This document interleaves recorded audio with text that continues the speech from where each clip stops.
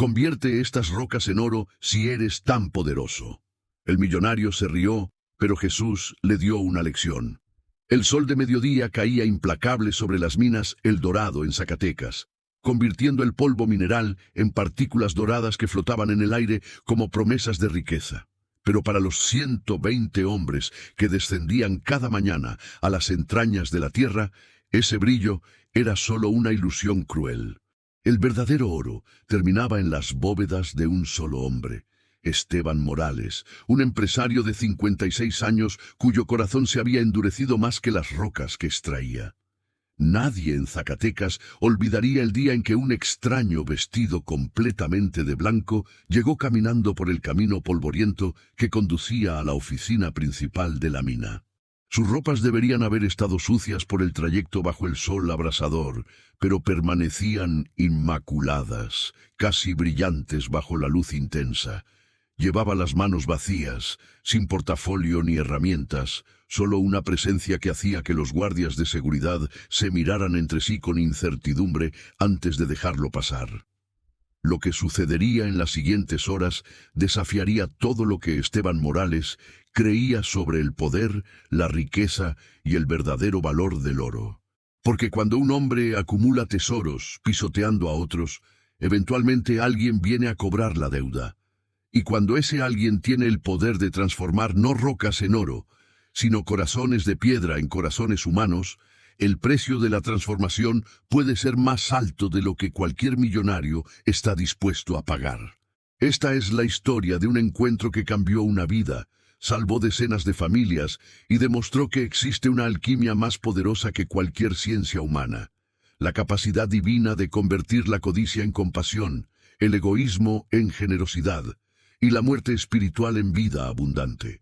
Si esta historia está tocando tu corazón desde estas primeras líneas, te invito a que te suscribas a nuestro canal. Nuestro sueño es alcanzar 50,000 suscriptores para esta Navidad y con tu apoyo podemos lograrlo. Dale like a este video, comenta de qué ciudad nos estás viendo y si has estado disfrutando de nuestras historias de fe y esperanza. Tu participación significa el mundo para nosotros. Ahora sí, continuemos con esta historia que te dejará sin aliento. El despacho de Esteban Morales estaba en el segundo piso del edificio administrativo de Minas El Dorado, con ventanales amplios que le permitían observar toda la operación como un rey contemplando su reino. Desde allí podía ver las 3 entradas principales a los túneles, los camiones cargados de mineral, las plantas de procesamiento que funcionaban 24 horas al día y la fila interminable de trabajadores que entraban y salían en turnos agotadores de 12 horas. En las paredes de su oficina colgaban certificados de reconocimiento de la Cámara Minera de México, fotografías con gobernadores y senadores y réplicas de pepitas de oro encontradas en su mina a lo largo de 3 décadas de operación. Pero no había ni una sola fotografía de los hombres que hacían posible esa riqueza. Ni un reconocimiento a los mineros, ni un memorial para los que habían muerto en las profundidades. Esteban era un hombre corpulento, de rostro curtido por años de exposición al sol zacatecano, cabello gris peinado hacia atrás con gomina cara, y manos grandes que alguna vez habían trabajado la tierra, pero que ahora solo firmaban cheques y contratos. Vestía traje de lino beige italiano, reloj Rolex de oro macizo y zapatos de piel de cocodrilo que costaban más que el salario mensual de 10 de sus trabajadores. Esa mañana del martes 29 de octubre, Esteban revisaba los informes de producción del mes con sus 3 capataces principales, Damián, Octavio y Rubén. Hombres rudos que habían aprendido a ejecutar las órdenes del jefe sin hacer preguntas incómodas sobre seguridad o justicia laboral. El túnel número 7 está produciendo menos que el mes pasado, gruñó Esteban, golpeando el reporte con el dedo índice. ¿Por qué? Damián, el mayor de los capataces, un hombre de 60 años con cicatrices en las manos de sus propios años como minero, respondió con voz ronca. Los hombres dicen que hay inestabilidad en el techo, patrón. Piden que reforcemos con vigas nuevas antes de continuar extrayendo más profundo. Esteban soltó una carcajada seca, sin humor. ¿Vigas nuevas? ¿Saben cuánto cuestan las vigas de acero de alta resistencia? Las que hay son suficientes. Diles que trabajen más rápido y se quejen menos. No les pago para que opinen sobre ingeniería. Patrón, con respeto, intervino Octavio, más joven que Damián, pero igual de curtido. Después de lo que pasó hace 5 semanas en el túnel 3... ¡Basta!, cortó Esteban, levantando la voz. Ese fue un accidente investigado por las autoridades. Yo cumplí con todos los protocolos. Di las compensaciones que marca la ley. Caso cerrado. Los capataces intercambiaron miradas, pero no dijeron nada más. Todos sabían la verdad. Las compensaciones habían sido mínimas, apenas suficientes para cubrir los gastos funerarios. Las viudas de Raúl, Mario y Pedro ahora limpiaban casas, vendían tamales en las esquinas y hacían trabajos de costura por las noches para alimentar a sus hijos. Mientras tanto, Esteban había comprado un Mercedes-Benz nuevo la semana después del accidente. El silencio tenso en la oficina fue interrumpido por un toque suave en la puerta. «¡Adelante!», gritó Esteban sin levantar la vista de los reportes. La puerta se abrió y entró Joaquín, el guardia de seguridad de la entrada principal, con expresión confundida. «Patrón, hay un hombre aquí que dice ser geólogo y que quiere hablar con usted sobre trabajo». Esteban alzó la vista molesto. «¿Le dijiste que envíe su currículum por correo como todos?» «Sí, patrón, pero él insiste. Dice que...» Joaquín dudó, buscando las palabras correctas. «Dice que sabe dónde hay oro en la mina que usted no ha encontrado». Los 3 capataces soltaron risas burlonas. Esteban se reclinó en su silla de cuero, con una sonrisa despectiva. «Ah, sí. Otro charlatán que cree que puede engañarme con cuentos de tesoros escondidos. Déjalo pasar, Joaquín. Necesito reírme un poco hoy». Joaquín salió y regresó momentos después, acompañado del extraño. El hombre que entró al despacho tenía una apariencia que dejó a todos en silencio por un instante. Vestía completamente de blanco. Pantalones blancos, camisa blanca de manga larga, incluso sus zapatos eran blancos. Su piel era morena clara, su cabello castaño le caía hasta los hombros, y sus ojos tenían un brillo que parecía reflejar una luz que no venía del exterior. Aparentaba unos 33 años, pero había algo en su rostro que sugería una edad mucho mayor, como si hubiera vivido siglos en lugar de décadas. Lo más desconcertante era que su ropa blanca no tenía ni una mancha de polvo, a pesar de que el camino desde la carretera principal hasta la mina era de tierra suelta que cubría todo con una capa roja dorada. Era como si el polvo se negara a posarse sobre él. Esteban lo miró de arriba abajo con desdén evidente. «¿Geólogo?», preguntó con sarcasmo evidente en cada sílaba.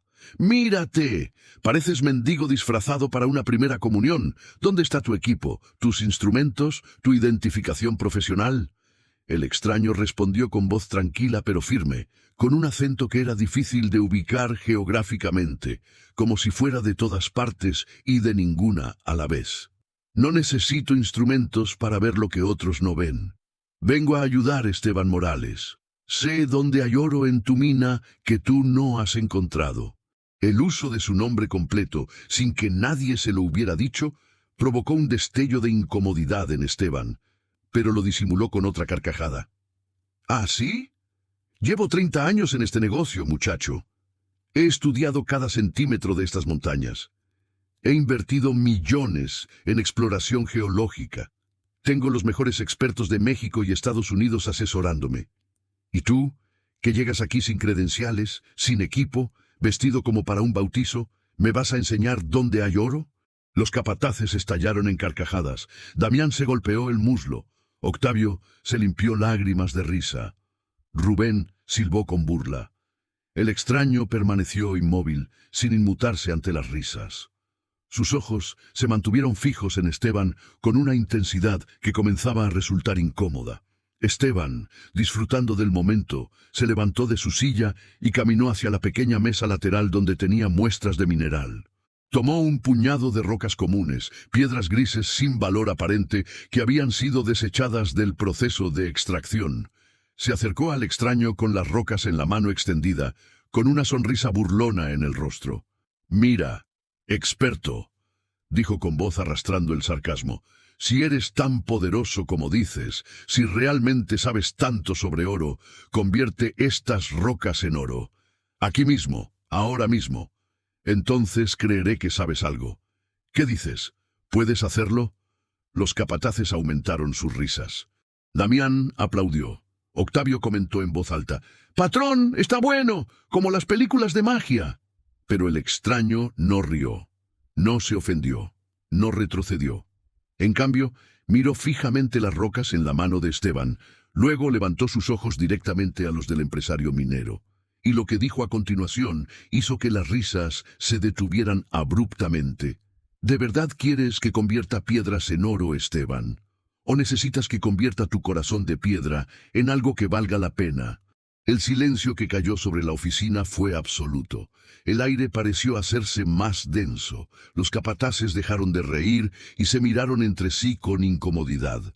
Joaquín, el guardia, dio un paso atrás involuntariamente. Esteban sintió un escalofrío recorrer su espalda, pero no iba a permitir que este extraño lo intimidara en su propia oficina frente a sus propios hombres. «¿Cómo te atreves?», respondió con voz elevada, sintiendo la rabia subir por su garganta. «Mi corazón está perfectamente bien. Soy un hombre de negocios exitoso, doy trabajo a más de 100 familias en esta región, pago impuestos, cumplo con la ley.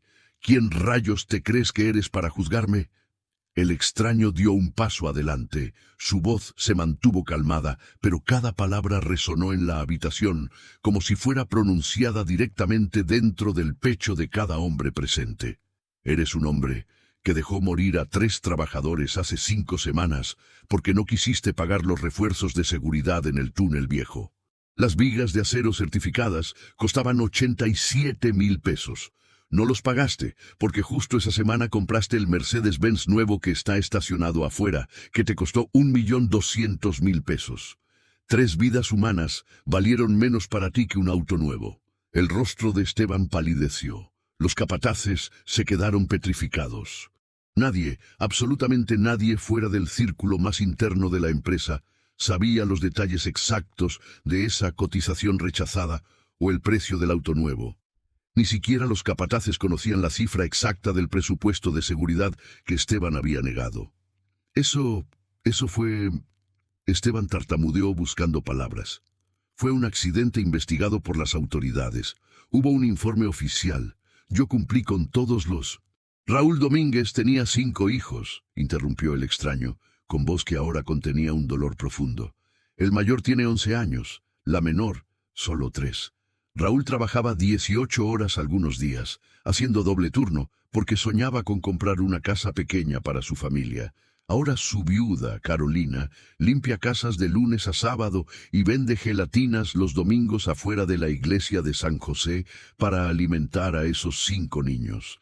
Mario Estrada acababa de casarse hace 7 meses, continuó, y ahora había lágrimas en los ojos del extraño, lágrimas que brillaban como diamantes líquidos. Su esposa, Lupita, está embarazada de 5 meses.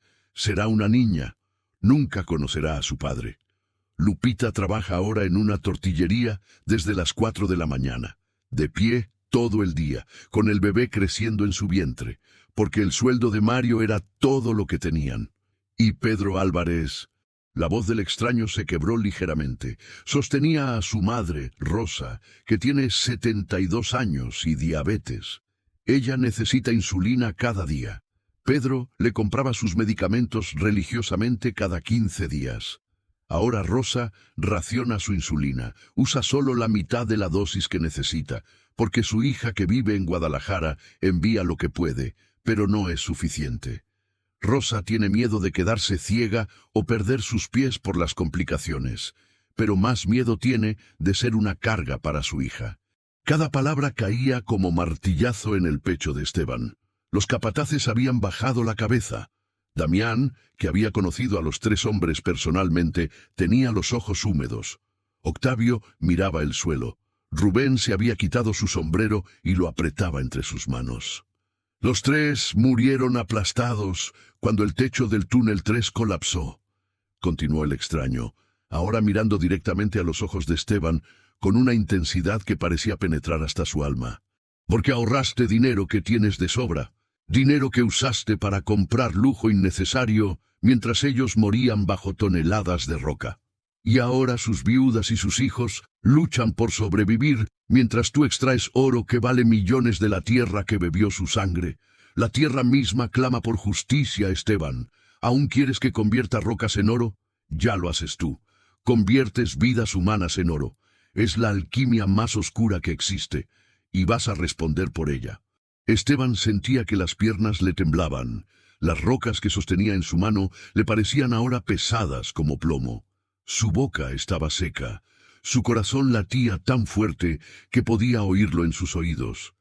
¿Quién te envió?, preguntó con voz ronca.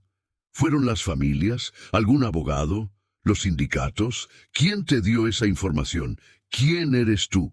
El extraño extendió sus manos, mostrando las palmas hacia arriba, y por primera vez, todos en la habitación vieron claramente las cicatrices.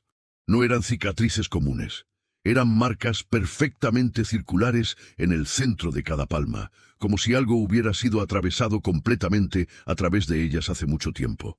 Me enviaron las oraciones de 3 viudas que no piden venganza, Esteban. Piden justicia. Carolina ora cada noche de rodillas pidiendo que sus hijos no pasen hambre.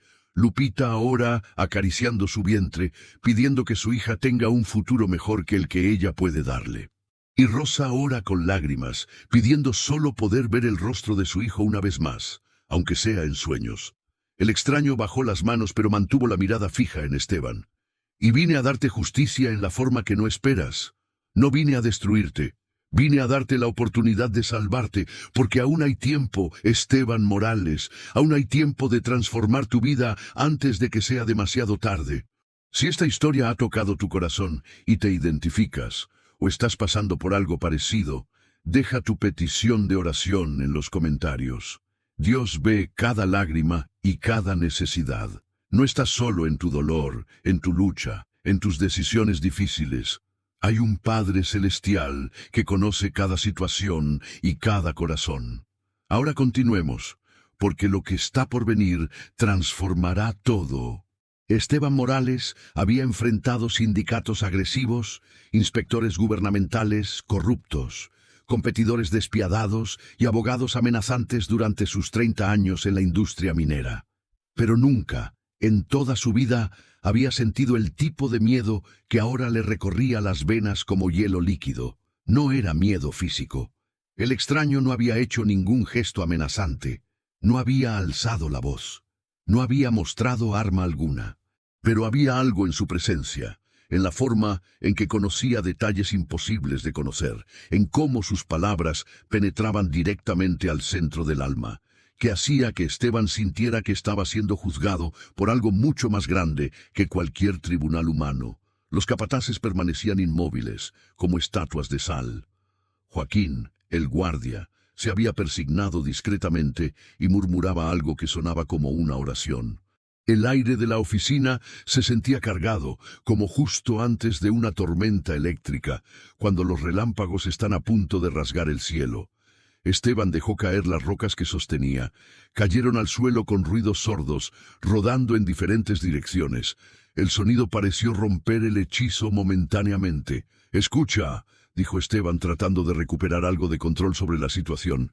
«No sé quién eres ni cómo obtuviste esa información, pero no puedes entrar aquí y acusarme de asesinato. Eso fue un accidente, un terrible accidente.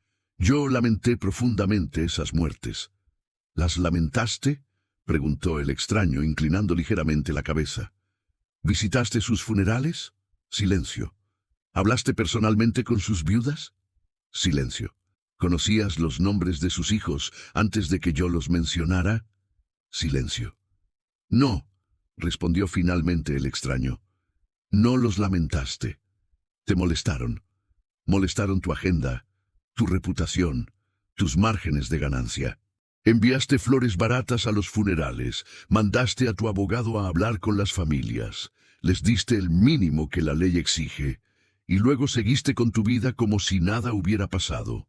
Cada acusación era exactamente verdadera, y Esteban lo sabía. Había asistido a una reunión en la Ciudad de México el día de los funerales. Había considerado volar de regreso, pero decidió que no era necesario, que enviar al abogado era suficiente. Los arreglos florales habían costado 500 pesos cada uno, el precio más bajo que la funeraria ofrecía. Yo tenía compromisos, murmuró Esteban, odiándose a sí mismo por lo débil que sonaba su excusa. No podía simplemente cancelar todo. Cancelaste el presupuesto de seguridad, replicó el extraño. Eso sí pudiste cancelarlo sin problema. Damián, el capataz mayor, tosió nerviosamente y se atrevió a hablar. Patrón, si me permite, yo fui quien le presentó la cotización de las vigas de refuerzo. Usted me dijo que esperara un mes más, que había otros gastos prioritarios. Le mencioné que el túnel 3 mostraba grietas en el techo. Me dijo que los hombres eran exagerados, que las grietas siempre habían estado ahí. Esteban se volvió hacia Damián con furia, pero antes de que pudiera hablar, el extraño intervino. No lo regañes por decir la verdad, Esteban. Todos estos hombres aquí saben lo que pasó. Han vivido con ese peso en sus conciencias. Damián no pudo dormir bien durante 3 semanas después del accidente. Octavio fue al funeral de Mario y vio a la viuda Lupita llorar hasta desmayarse sobre el ataúd. Rubén ayudó a Rosa, la madre de Pedro, a bajar del autobús el día del funeral porque ella temblaba tanto que no podía caminar sola. Los 3 capataces tenían ahora lágrimas en los ojos. Octavio se limpió la cara con la manga de su camisa. Rubén apretaba su sombrero con tanta fuerza que estaba deformándolo. Ellos conocen el costo humano de tus decisiones, continuó el extraño. Lo cargan todos los días, y tú los obligas a ejecutar órdenes que saben que son peligrosas porque les pagas bien y tienen familias que alimentar. Los has convertido en cómplices de tu codicia. ¡Basta!, gritó Esteban, sintiendo que estaba perdiendo completamente el control. No tienes derecho a entrar aquí y juzgarnos. No sabes nada de la presión de manejar un negocio, de competir en un mercado global, de mantener la rentabilidad para los inversores. Es fácil criticar cuando no tienes responsabilidades. El extraño extendió sus brazos, mostrando no solo las cicatrices en sus palmas, sino ahora, al subir ligeramente las mangas de su camisa blanca, las marcas en sus muñecas. Marcas de ataduras antiguas. Marcas de tortura. ¿Crees que no sé de responsabilidad?, preguntó con voz que contenía siglos de dolor. Cargué el peso del mundo entero sobre mis hombros. Conocí la presión de decisiones que afectarían a toda la humanidad. Y elegí el amor sobre el lucro. Elegí el sacrificio sobre la ganancia. Elegí dar mi vida para salvar a otros. Se acercó más a Esteban, tanto que podía ver su propio reflejo en los ojos del extraño. Y en ese reflejo, Esteban no vio al empresario exitoso que se había convencido de ser. Vio a un hombre pequeño, asustado, vacío. Tú elegiste lo opuesto, dijo el extraño suavemente.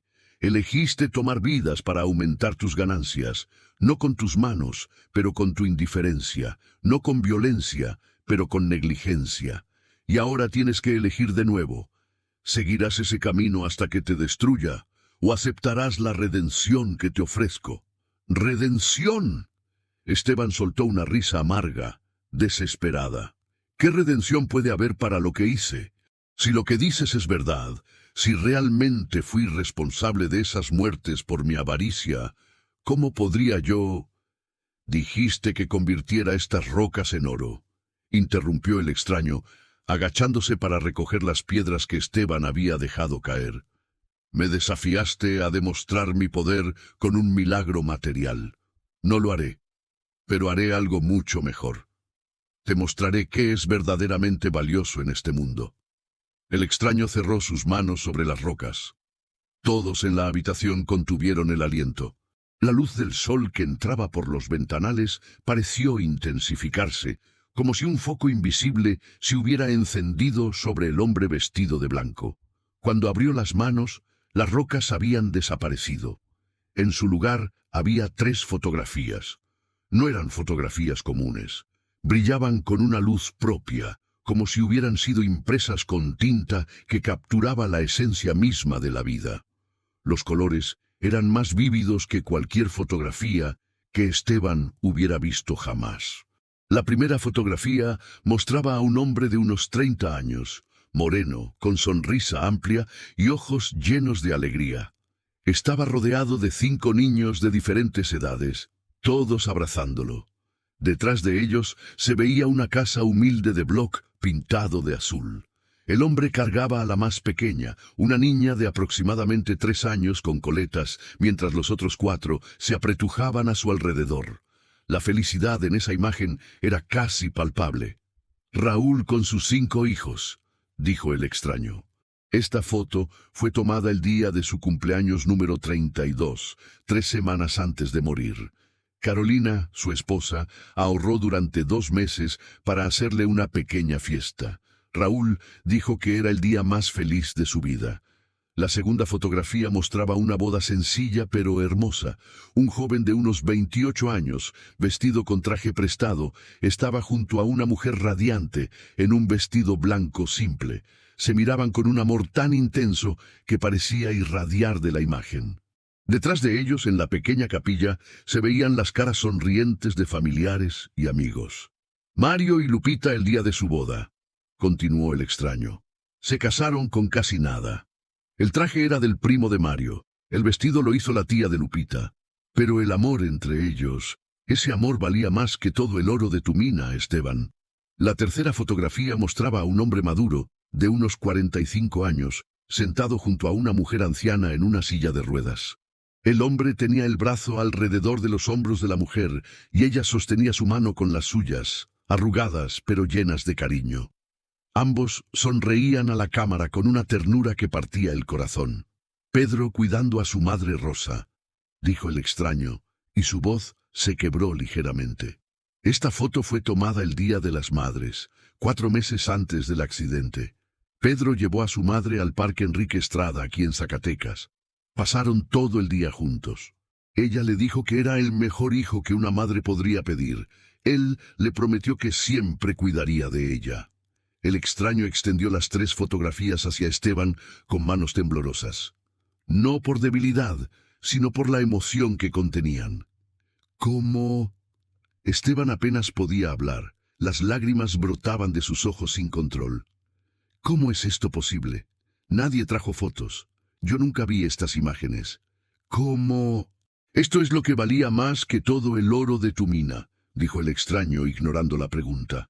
Estas son vidas que tenían amor, propósito, dignidad, vidas que contribuían a la belleza del mundo, vidas que importaban a Dios, y tú las cambiaste por ganancias ligeramente mayores, por un margen de beneficio un poco más alto, por poder comprarte un auto de lujo que ni siquiera necesitabas. Esteban tomó las fotografías con manos temblorosas. El momento en que sus dedos tocaron las imágenes, sintió algo que nunca había experimentado. Sintió el amor de esos hombres por sus familias. Sintió la alegría de Raúl al abrazar a sus hijos. Sintió la esperanza de Mario al casarse con Lupita. Sintió la devoción de Pedro hacia su madre y, en contraste, sintió el vacío absoluto de su propia vida. Su mansión en la colonia Lomas del Campestre, con sus 6 recámaras vacías. Su Mercedes-Benz que conducía solo a la oficina y de regreso. Sus millones en el banco que no le daban ni un segundo de verdadera felicidad. Su existencia solitaria, sin familia cercana, sin amigos reales, rodeado solo de empleados que le temían y aduladores que querían su dinero. Había convertido rocas en oro durante 30 años, pero había convertido su propio corazón en piedra en el proceso. Las piernas le fallaron. Cayó de rodillas sobre el piso de su oficina, las 3 fotografías apretadas contra su pecho, sollozando como no había llorado desde que era niño. Los capataces lloraban también. Damián se arrodilló. Octavio se persignó repetidamente. Rubén murmuró oraciones en voz baja. Joaquín, desde la puerta, tenía las manos juntas en posición de súplica. El extraño se arrodilló frente a Esteban y colocó sus manos sobre los hombros del empresario. Cuando lo tocó, Esteban sintió algo que nunca antes había sentido, un amor incondicional, completo, que no pedía nada a cambio.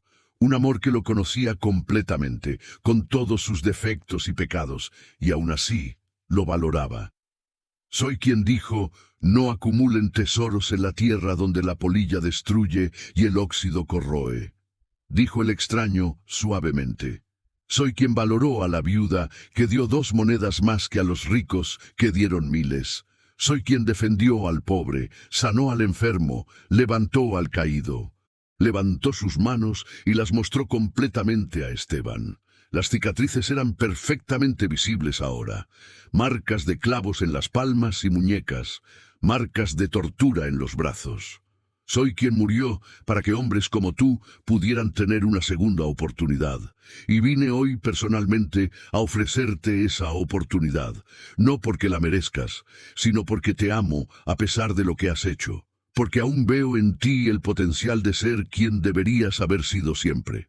Esteban levantó la vista mirando directamente a los ojos del extraño a través de sus lágrimas, y en ese momento supo con absoluta certeza quién era. Jesús, susurró. El extraño sonrió. Una sonrisa tan llena de amor y perdón que Esteban sintió que su corazón se rompía y se reconstruía simultáneamente. Sí, Esteban, y vine a darte algo que tu oro nunca pudo comprar, la oportunidad de redención verdadera. ¿Cuántas veces has sido confrontado con tus propios errores y has sentido que no hay vuelta atrás? ¿Cuántas veces has pensado que tus decisiones pasadas te definen para siempre? Déjame tu respuesta en los comentarios, porque lo que está por venir te mostrará que nunca, absolutamente nunca, es demasiado tarde para cambiar cuando Dios interviene. El tiempo pareció detenerse en aquella oficina. Los relojes en la pared seguían marcando los segundos. El sonido de la maquinaria minera continuaba filtrándose desde el exterior. Pero para los 6 hombres presentes en esa habitación, el mundo se había reducido a ese momento sagrado. Esteban Morales, el empresario temido y respetado, el hombre que había construido un imperio minero pisoteando a otros, estaba de rodillas llorando como un niño arrepentido. Las 3 fotografías que sostenía contra su pecho parecían pesar más que toda su fortuna. Jesús, todavía arrodillado frente a él, esperó pacientemente a que el llanto disminuyera. No había prisa en su presencia, no había impaciencia, solo una infinita compasión que envolvía a todos en la habitación como un manto cálido. Finalmente, después de lo que parecieron horas pero fueron solo minutos, Esteban logró controlar sus sollozos lo suficiente para hablar. Perdóname, por favor, perdóname. No sabía, no quise. Las palabras salían entrecortadas, mezcladas con lágrimas. No pensé en ellos como personas reales, con familias, con sueños, con amor. Solo los veía como números en una nómina, como costos de producción. Dios mío, ¿en qué me convertí? Te convertiste en lo que este mundo te enseñó a valorar, respondió Jesús con ternura. Dinero, poder, éxito.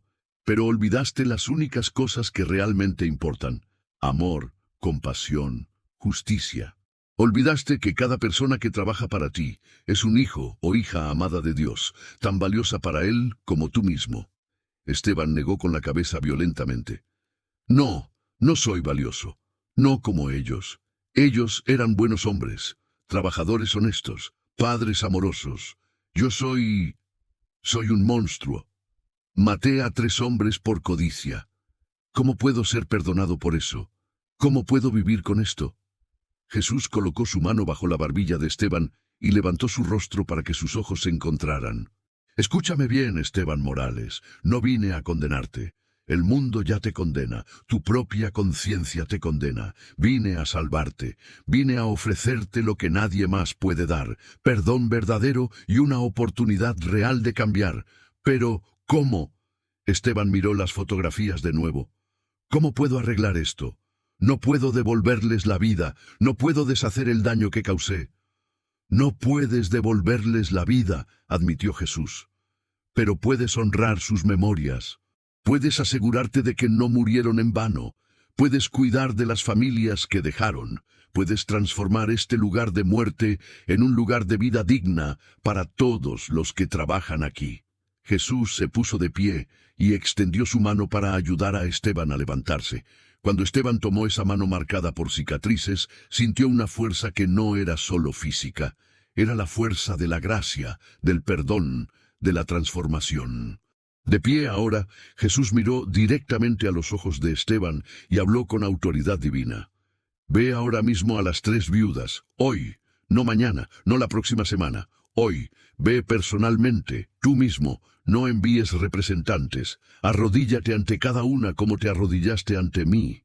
Pide perdón y dale a cada familia una compensación suficiente para que puedan vivir con dignidad, para que los hijos puedan estudiar, para que las necesidades médicas estén cubiertas, para que nunca más pasen hambre. Lo haré, prometió Esteban inmediatamente. Lo juro que lo haré. No me des promesas, dijo Jesús con firmeza. Dame acción. Ahora. Porque los 3 hombres pensaban que tenían mañana. Pensaban que volverían a casa esa noche. Pensaban que tendrían tiempo. Pero el tiempo se les acabó en un instante bajo toneladas de roca. La severidad en las palabras de Jesús hizo que Esteban asintiera vigorosamente. Tienes razón. El mañana no está garantizado. Iré ahora mismo. Y eso es solo el comienzo, continuó Jesús.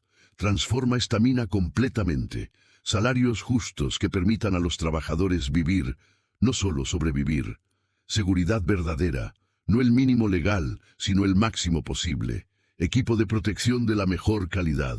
Descansos adecuados, horarios que no destruyan a las familias. Atención médica real. Se acercó a la ventana y señaló hacia los trabajadores que se veían abajo, entrando y saliendo de los túneles. Cada uno de esos hombres es alguien. No algo, alguien. Tiene un nombre, una historia, una familia que lo espera en casa. Trátalos como tratarías a tu propio hijo si él tuviera que descender a esas minas cada día. Esteban siguió la mirada de Jesús hacia los trabajadores. Por primera vez en años, realmente los vio. Vio a Juan, el joven de 23 años que acababa de ser padre. Vio a Miguel, de 52, que cojeaba por una lesión antigua de la mina.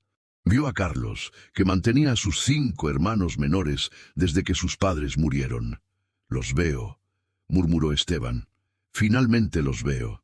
Jesús se volvió hacia los 3 capataces que permanecían en la oficina, aún conmocionados por todo lo que habían presenciado.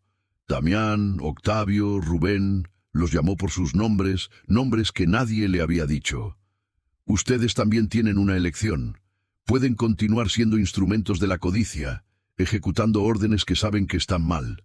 O pueden ser agentes de cambio, usando su experiencia para proteger a los hombres bajo su cuidado, aconsejando con valentía cuando algo es peligroso, defendiendo a los vulnerables.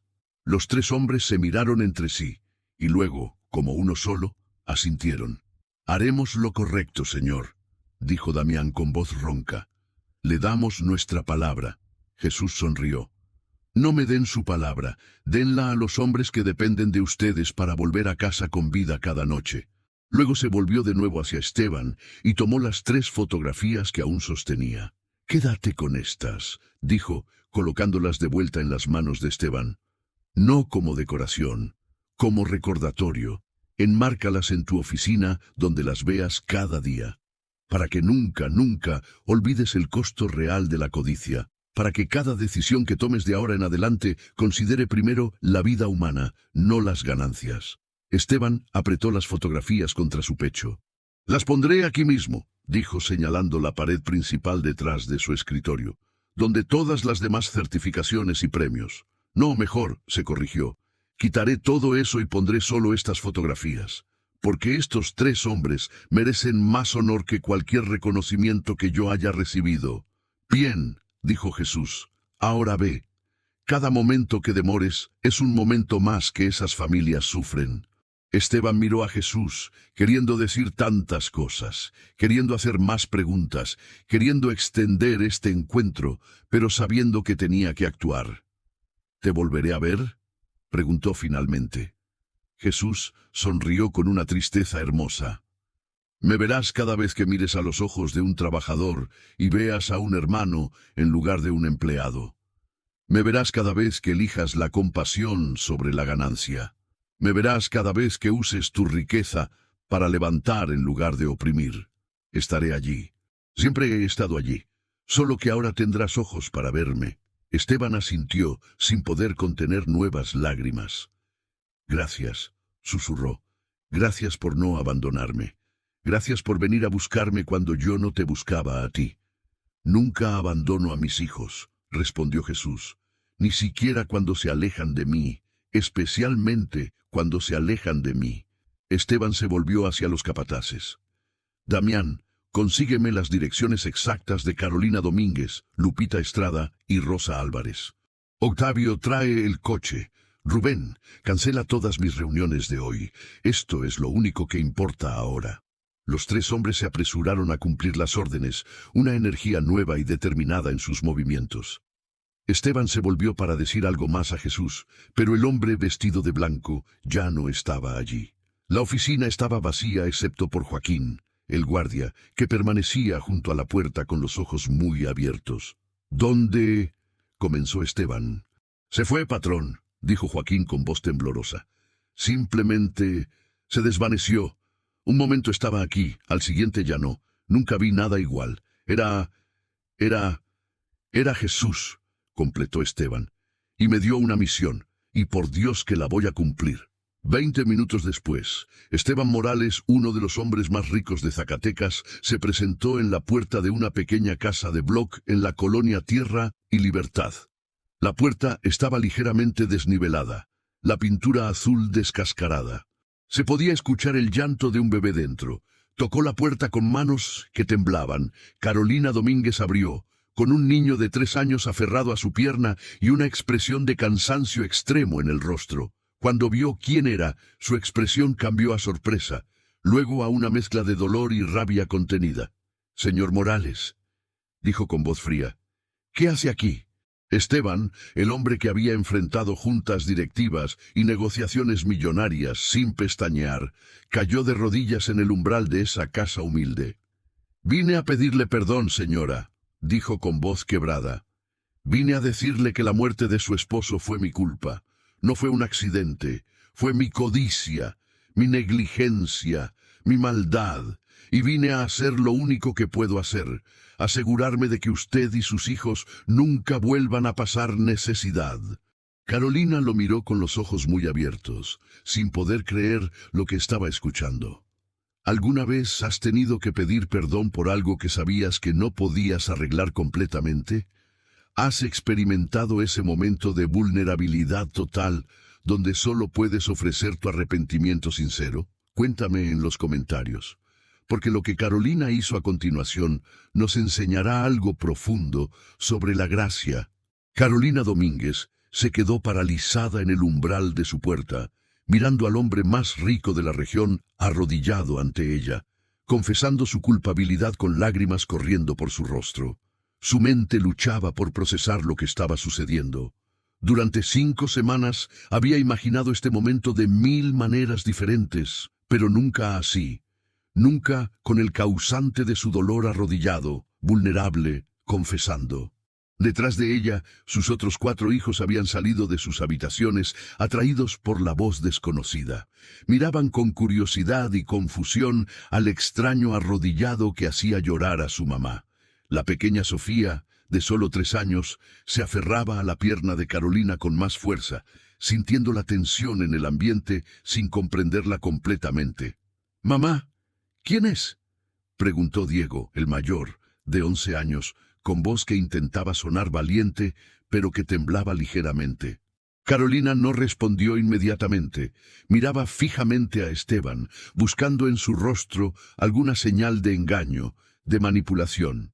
Había aprendido a reconocer a los hombres que usaban lágrimas como herramientas durante las semanas posteriores al funeral, cuando algunos supuestos amigos de Raúl habían llegado con condolencias vacías y promesas rotas. Pero lo que vio en el rostro de Esteban Morales era diferente. Vio el tipo de dolor que no se puede fingir. Vio arrepentimiento que nacía del alma misma. «Es el dueño de la mina donde trabajaba tu papá», dijo finalmente con voz temblorosa, cada palabra pesando en su lengua como piedras. Diego dio un paso hacia adelante. Su pequeño rostro se endureció con una rabia prematura para su edad. Desde la muerte de su padre, el niño había tenido que crecer demasiado rápido, asumiendo responsabilidades que no le correspondían. Cuidar a sus hermanos menores mientras Carolina trabajaba, ayudar con las tareas del hogar, contener sus propias lágrimas para ser fuerte cuando su madre se derrumbaba en las noches. ¿Es el que dejó que papá muriera?, preguntó con una claridad brutal que solo los niños pueden tener. La pregunta directa, pronunciada con la inocencia devastadora de un niño de 11 años que había perdido a su héroe, golpeó a Esteban como un puñetazo físico en el estómago. Se encogió visiblemente, más lágrimas brotando de sus ojos, cayendo sobre el piso de cemento del umbral. Sí, admitió Esteban, forzándose a mirar al niño directamente a los ojos, negándose a permitirse el cobarde consuelo de bajar la mirada. Sí, Diego, fui yo. Pude haber salvado a tu papá y no lo hice. Elegí el dinero sobre su vida, y viviré con eso el resto de mi vida, y merezco tu odio, todo tu odio. El niño de 11 años miró al hombre arrodillado con una expresión que mezclaba odio puro, dolor desgarrador y confusión profunda. Sus manos se cerraron en puños tan apretados que sus nudillos se pusieron blancos. Dio otro paso hacia adelante, y por un momento que pareció eterno, pareció que iba a golpear a Esteban. El empresario no se movió, no levantó las manos para defenderse. Si el niño necesitaba descargar su furia física, Esteban lo aceptaría. Pero entonces Carolina puso su mano en el hombro de su hijo, sintiendo la tensión en los músculos del niño, la rabia que temblaba bajo su piel. «Diego, ve con tus hermanos adentro», dijo suavemente pero con firmeza maternal. «Pero mamá, él mató a papá. Tú misma lo dijiste, lloraste todas las noches diciéndolo. ¿Y ahora qué? ¿Vas a perdonarlo así nomás?» La acusación en la voz del niño era justa. Carolina había llorado, sí. Había gritado contra la injusticia en las noches solitarias. Había maldecido la codicia de los ricos. Pero también había orado. Había suplicado a Dios que le diera la gracia de no permitir que el veneno del rencor envenenara su alma y la de sus hijos. «Adentro, Diego. Por favor, confía en mí». El niño obedeció a regañadientes, pero no sin antes lanzar una última mirada de furia pura hacia Esteban. Una mirada que prometía que este perdón, si llegaba, no sería fácil ni rápido. Los otros niños lo siguieron, susurrando entre ellos con voces asustadas.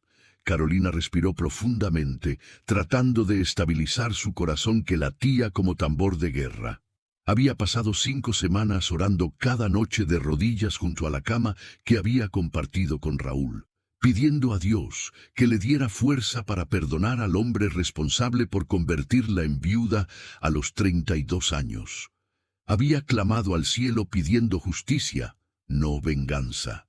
Había rogado por la gracia de no permitir que el resentimiento envenenara su corazón y el de sus hijos. Había leído y releído el Padre Nuestro. Perdona nuestras ofensas, como nosotros perdonamos a los que nos ofenden. Y ahora, inexplicablemente, imposiblemente, ese hombre estaba arrodillado en su puerta, confesando, arrepintiéndose, destrozado. «¿Qué pasó?», preguntó Carolina, su voz apenas un susurro. «¿Por qué ahora? ¿Por qué vino personalmente después de 5 semanas? Usted envió a su abogado al funeral. Envió flores que costaron menos que el tanque de gasolina de su Mercedes. ¿Por qué ahora está aquí, de rodillas, confesando?» Esteban sacó las 3 fotografías de su bolsillo interior con manos que temblaban tanto que casi las deja caer. Las extendió hacia Carolina con una reverencia que reservamos solo para objetos sagrados. «Porque hoy recibí una visita», dijo con voz quebrada. «Un hombre. No, no era solo un hombre. Era Jesús. Jesucristo vino a mi oficina esta mañana. Me confrontó con la verdad sobre quién soy y qué he hecho. Y me mostró esto. Me mostró quiénes eran realmente los hombres que murieron por mi culpa». Carolina tomó las fotografías con manos igualmente temblorosas. Cuando vio la primera imagen de Raúl con sus 5 hijos el día de su último cumpleaños, sus piernas casi cedieron.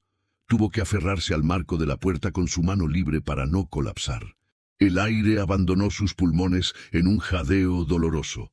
«Esta foto», susurró, con voz que se quebraba en cada sílaba. «Esta foto estaba en la sala de nuestra casa anterior. La teníamos en un marco que Raúl mismo hizo con madera de pino. La perdimos cuando tuvimos que mudarnos aquí porque no podíamos pagar la renta del otro lugar. Tuve que vender casi todo: los muebles, la televisión, la licuadora que Raúl me regaló en nuestro aniversario. Todo. Y esta fotografía desapareció en la confusión de la mudanza. La busqué durante días. Lloré cuando no la encontré.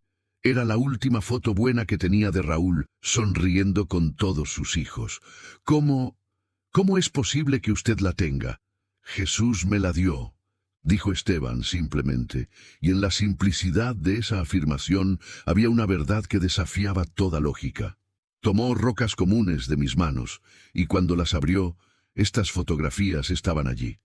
Me dijo que nunca debía olvidar el costo real de mi codicia, que su esposo, Raúl Domínguez, tenía 5 hijos que amaba más que a su propia vida, que trabajaba turnos dobles, destruyendo su cuerpo, soñando con comprarles una casa donde pudieran crecer seguros, que era un buen hombre, un padre devoto, un esposo fiel, que merecía vivir. Carolina se deslizó al suelo lentamente, sus piernas finalmente cediendo bajo el peso de la emoción.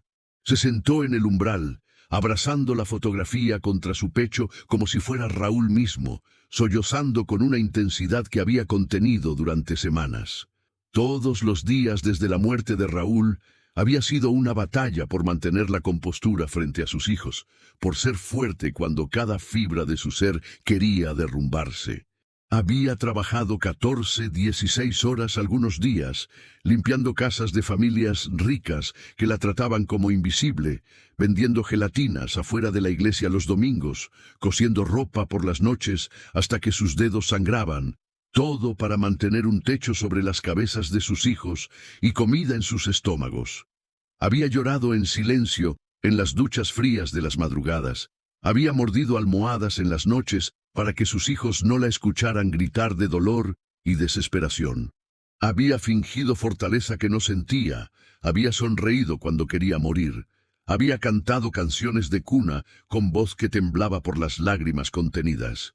Pero ahora, viendo esa imagen de su esposo radiante de felicidad, rodeado de sus hijos en un momento que había sido perfecto y que nunca volvería, todas las defensas cuidadosamente construidas se desmoronaron como castillos de arena bajo una ola gigante. Esteban permaneció arrodillado, esperando sin intentar consolarla, sabiendo que su dolor era sagrado y que él era el causante.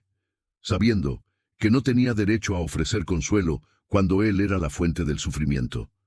Las lágrimas seguían corriendo por su propio rostro, pero guardó silencio, permitiéndole a Carolina el espacio para llorar todo lo que necesitaba llorar. Los minutos pasaron. Desde dentro de la casa, Esteban podía escuchar a los niños murmurando, probablemente pegados a la pared, tratando de escuchar.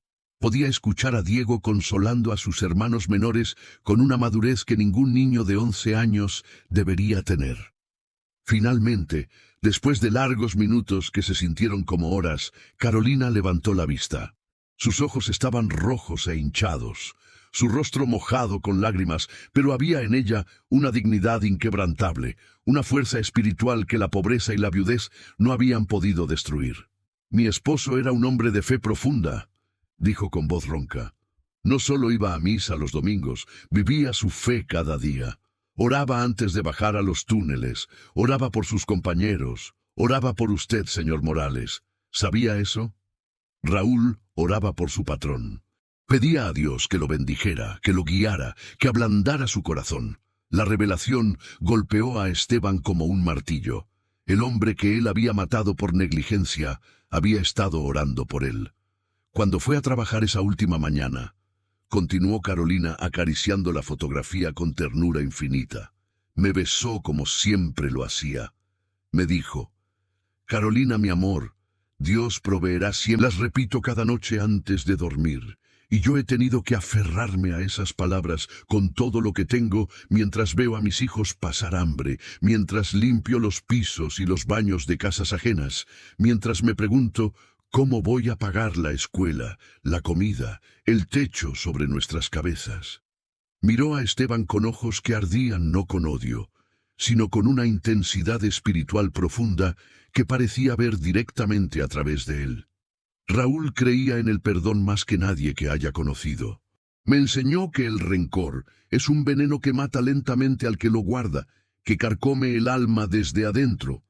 Así que he estado orando, señor Morales, orando cada noche para poder perdonarlo, no porque lo mereciera, sino porque yo necesito ser libre, porque mis hijos necesitan crecer sin odio envenenando sus corazones, porque Raúl me habría pedido que perdonara.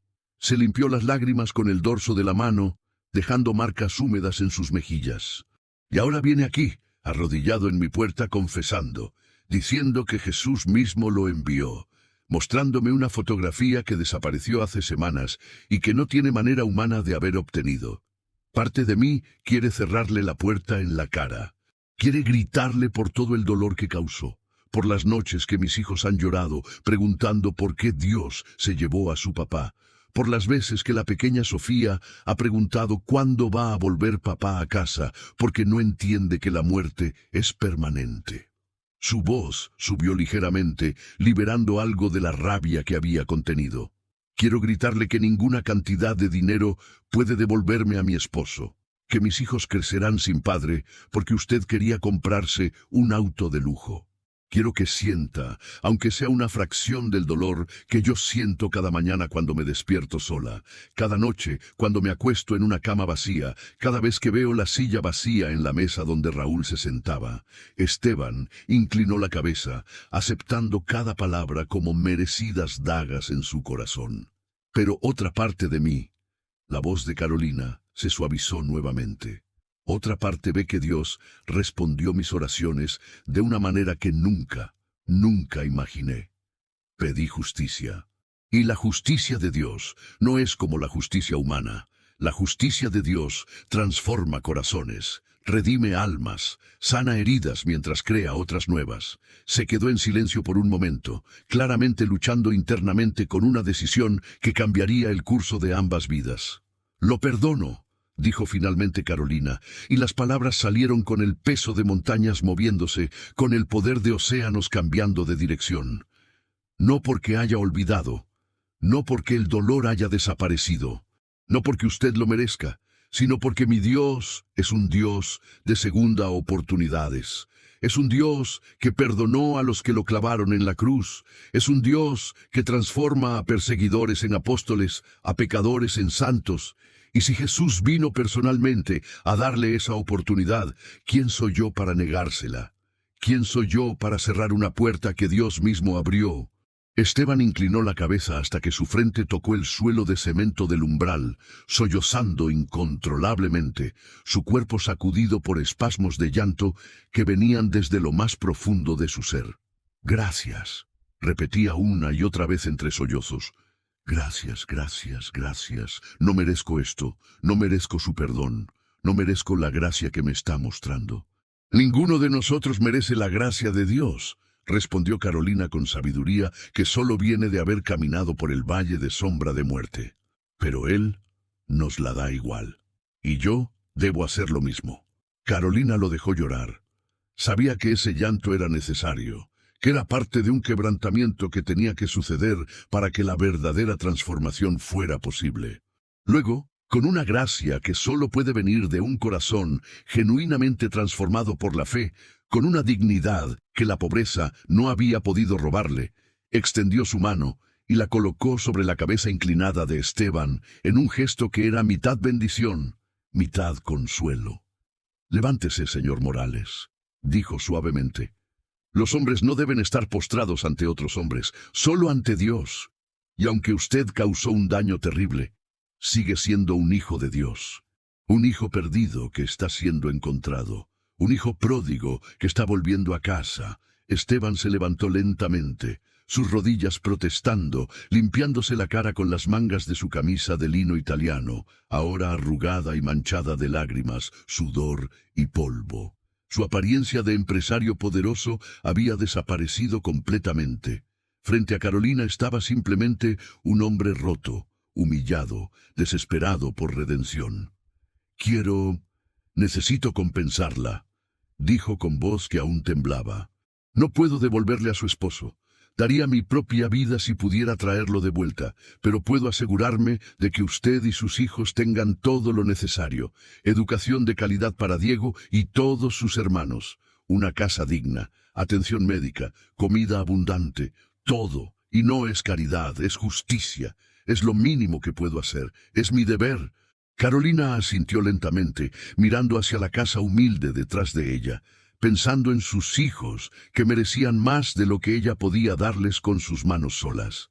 Aceptaré su ayuda, dijo después de considerar cuidadosamente.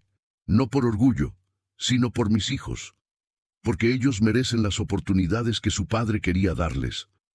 Porque Raúl trabajó hasta matarse soñando con darles una vida mejor, y no voy a rechazar esa vida mejor ahora que se presenta, sin importar de dónde venga.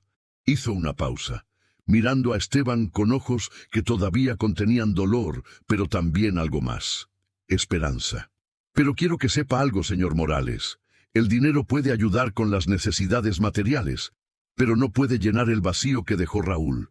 Mis hijos crecerán sin padre. Yo envejeceré sin esposo. Esa pérdida es permanente. Ninguna casa, ninguna cuenta bancaria, ninguna educación puede cambiar eso. Lo sé, respondió Esteban, y cargaré con esa culpa hasta mi último aliento. Esa misma tarde, mientras el sol comenzaba su descenso hacia el horizonte pintando el cielo de Zacatecas en tonos naranjas y púrpuras, Esteban repitió la escena en la humilde vivienda de Lupita Estrada, en la colonia Felipe Ángeles. La joven viuda, de solo 25 años y embarazada de 5 meses, lo recibió en la puerta de un pequeño departamento, en una vecindad ruidosa. Tenía las manos hinchadas por el embarazo y los ojos cansados de alguien que ha llorado demasiado y dormido muy poco. Cuando vio a Esteban, su rostro se contrajo en una mezcla de shock, confusión y un dolor tan fresco que parecía que Mario hubiera muerto ayer, en lugar de hace 5 semanas. Esteban volvió a arrodillarse, esta vez en el pasillo estrecho de la vecindad, sin importarle que los vecinos comenzaran a asomarse por sus puertas para ver el espectáculo inusual de un hombre rico arrodillado como mendigo. «Señora Lupita», comenzó, «soy Esteban Morales, el dueño de la mina donde trabajaba Mario, y vengo a confesarle que la muerte de su esposo fue mi culpa. Vine a pedirle perdón que no merezco». Lupita retrocedió un paso, su mano volando instintivamente a su vientre abultado, como para proteger al bebé de esta nueva fuente de dolor. «¿Qué?», susurró. «¿Por qué dice eso? Me dijeron que fue un accidente, que el túnel colapsó, que nadie tuvo la culpa». «Le mintieron», dijo Esteban con brutal honestidad. «O más bien, yo mentí. Hubo advertencias. Damián, mi capataz, me presentó una cotización para reforzar el túnel 3. Costaba 87,000 pesos. Los rechacé porque ese mismo día compré un Mercedes que costó 1,200,000 pesos. Elegí un auto de lujo sobre la vida de su esposo, sobre las vidas de 3 hombres buenos. Lupita se llevó la mano a la boca, ahogando un sollozo. «No, no puede ser verdad. ¿Por qué me dice esto?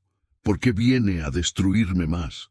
Porque hoy Jesús vino a mí», dijo Esteban sacando las fotografías, «y me mostró esto. Me mostró quién era realmente Mario. No solo un trabajador con un número de nómina, un hombre, un esposo, un padre que nunca conocerá a su hija». Extendió la fotografía de la boda de Mario y Lupita. Cuando ella la vio, sus piernas cedieron. Se dejó caer contra el marco de la puerta, sus ojos fijos en esa imagen de felicidad perfecta que ahora parecía de otro universo. «Esta foto». Su voz era apenas audible. «Esta foto la tomó mi prima Yolanda con su celular. No la imprimimos porque no teníamos dinero. Mario prometió que cuando recibiera su aguinaldo, Imprimiríamos todas las fotos de la boda. Pero murió antes, como un milagro, respondió Esteban simplemente. Jesús tomó rocas de mis manos y las convirtió en estas fotografías. No en oro, en algo mucho más valioso, en recordatorios de las vidas que destruí por codicia. Los sollozos de Lupita aumentaron. Una vecina mayor salió de su departamento y se acercó, poniendo su brazo protector alrededor de los hombros de la joven viuda. «¿Qué le hizo, señor?», preguntó la vecina con voz acusadora. «¿No tiene vergüenza haciendo llorar a una mujer embarazada?» «Tiene razón en defender a su vecina», respondió Esteban sin levantar la vista. «Y no tengo vergüenza suficiente para cubrir lo que hice. Pero vine a pedir perdón y a ofrecer lo único que puedo, compensación material, aunque sé que nunca será suficiente». La vecina miró a Lupita con preocupación. La joven viuda acariciaba su vientre con una mano mientras sostenía la fotografía con la otra, lágrimas cayendo sobre la imagen. «Mario me decía cada noche», comenzó Lupita con voz entrecortada, «cuando estábamos acostados en nuestra cama, con su mano en mi vientre sintiendo a la bebé moverse, me decía que nunca debía dejar que el resentimiento me amargara, que la vida era demasiado preciosa para desperdiciarla en odio, que si algo le pasaba, yo debía seguir adelante con amor en mi corazón». Miró a Esteban con ojos que contenían una mezcla imposible de dolor y gracia. «Así que lo perdono, señor Morales. No porque sea fácil, no porque no duela, no porque lo merezca. Lo perdono porque Mario me habría pedido que lo hiciera. Lo perdono por esta niña que llevo dentro, para que no crezca con veneno de odio en su alma. Lo perdono porque Jesús, según dice, vino a darle una segunda oportunidad. Y si Dios puede perdonar, ¿quién soy yo para no hacerlo?». Las palabras de perdón de la joven viuda embarazada destrozaron lo que quedaba del corazón de Esteban. Lloró allí en el pasillo de la vecindad, rodeado de vecinos curiosos, completamente deshecho.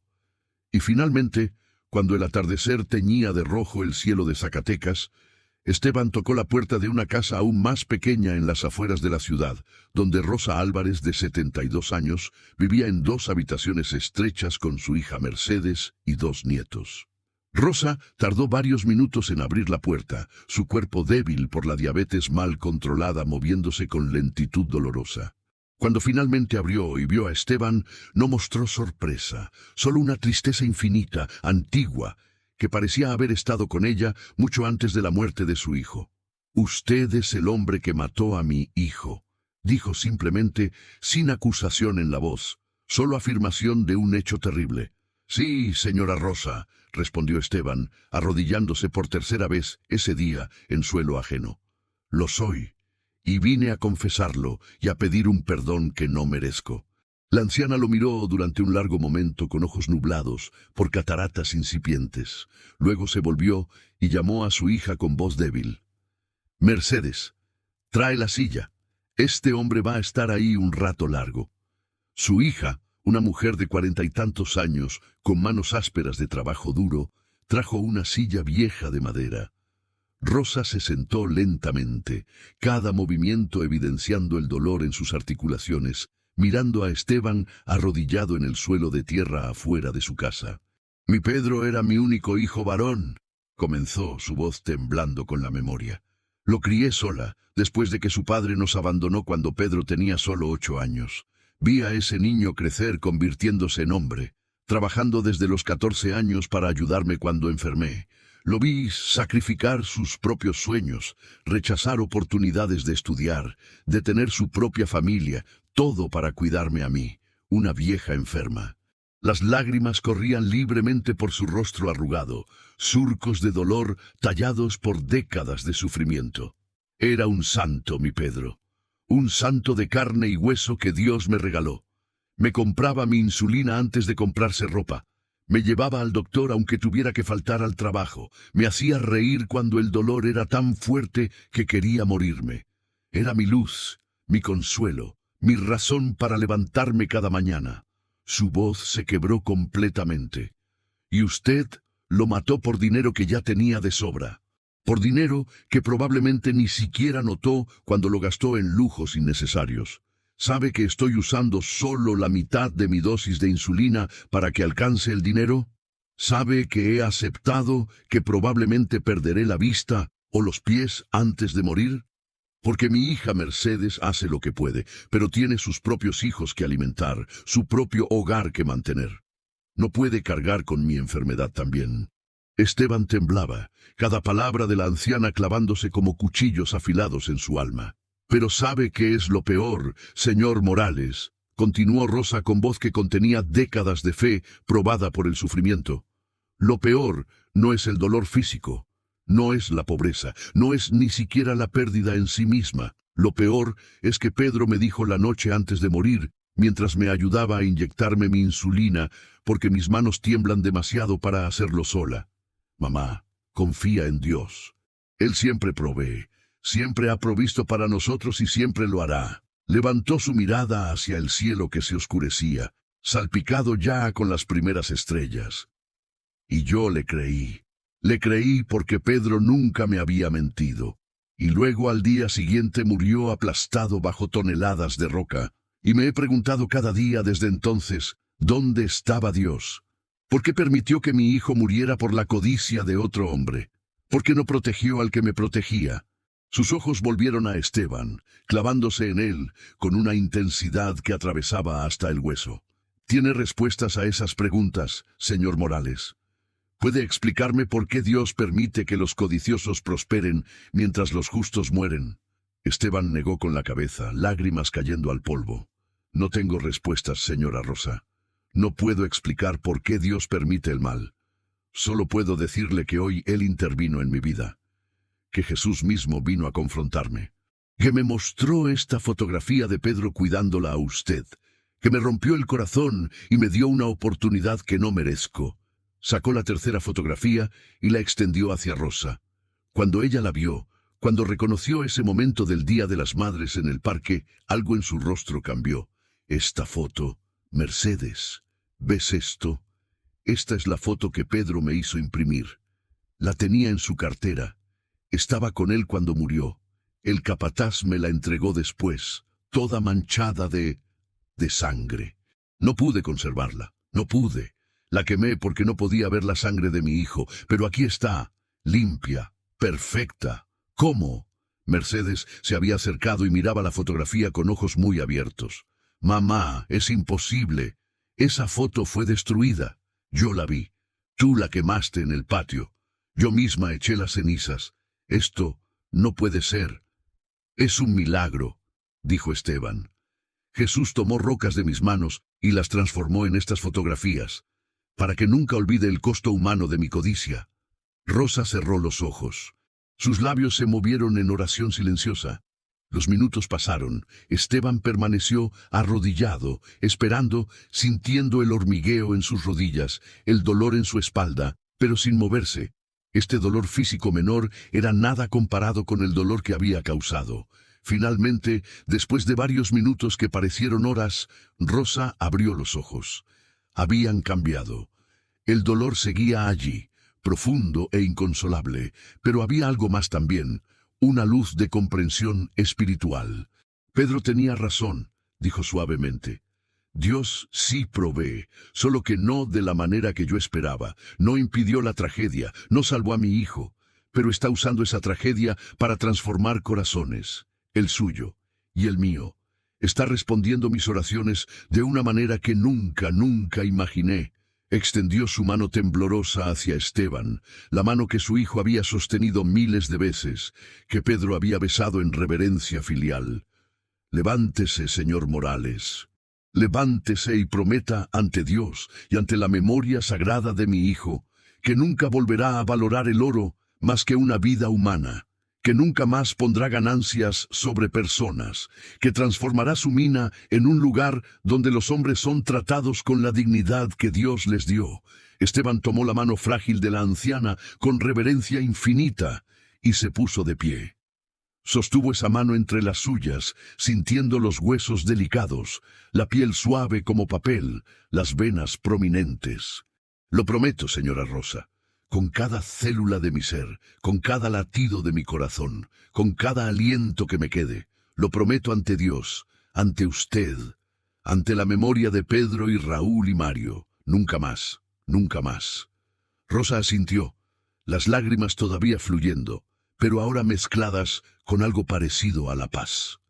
Entonces tiene mi perdón también. No porque el dolor haya terminado, no porque haya olvidado, sino porque creo que Dios lo está transformando. Y si Dios está obrando en usted, yo no voy a oponerme a su trabajo. ¿Alguna vez has tenido que perdonar lo imperdonable? ¿Has enfrentado ese momento donde el dolor es tan grande que parece imposible soltar el rencor, pero sabes en tu espíritu que el perdón es el único camino hacia la libertad? Cuéntame en los comentarios tu experiencia con el perdón, ya sea dándolo o recibiéndolo. Porque lo que Carolina, Lupita y Rosa hicieron ese día nos enseña algo profundo sobre la gracia divina. Y lo que sucederá en el próximo capítulo te mostrará que cuando Dios está en el proceso de transformación, los milagros apenas están comenzando. El lunes siguiente, cuando los trabajadores de Minas El Dorado llegaron para su turno de las 6 de la mañana, encontraron algo que nunca habían visto en los 30 años de operación de la mina.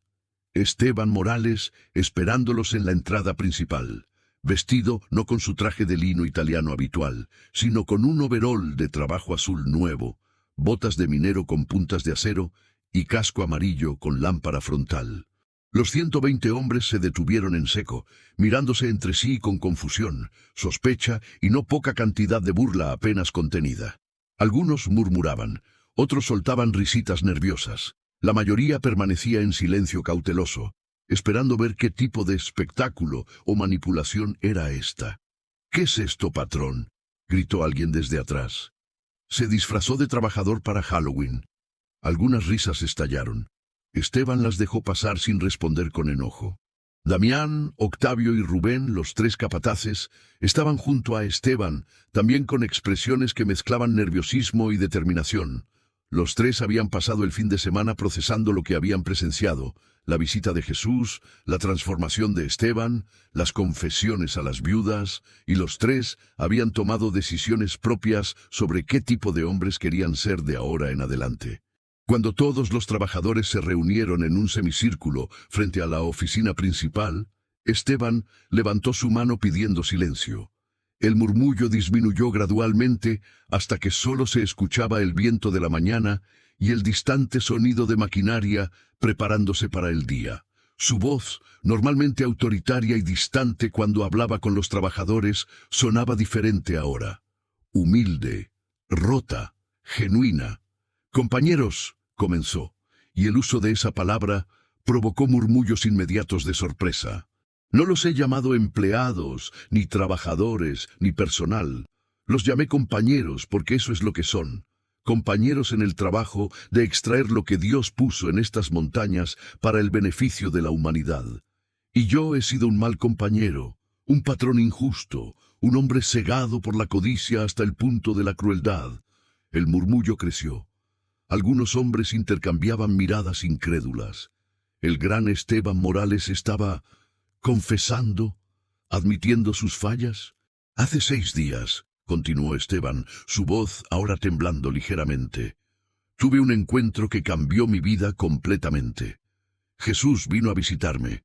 Jesucristo en persona entró a mi oficina. Sé que suena imposible. Sé que algunos de ustedes piensan que me volví loco, pero es la verdad más pura que he dicho en mi vida. Algunos hombres se persignaron, otros murmuraban entre ellos. Miguel, uno de los trabajadores más veteranos, dio un paso al frente.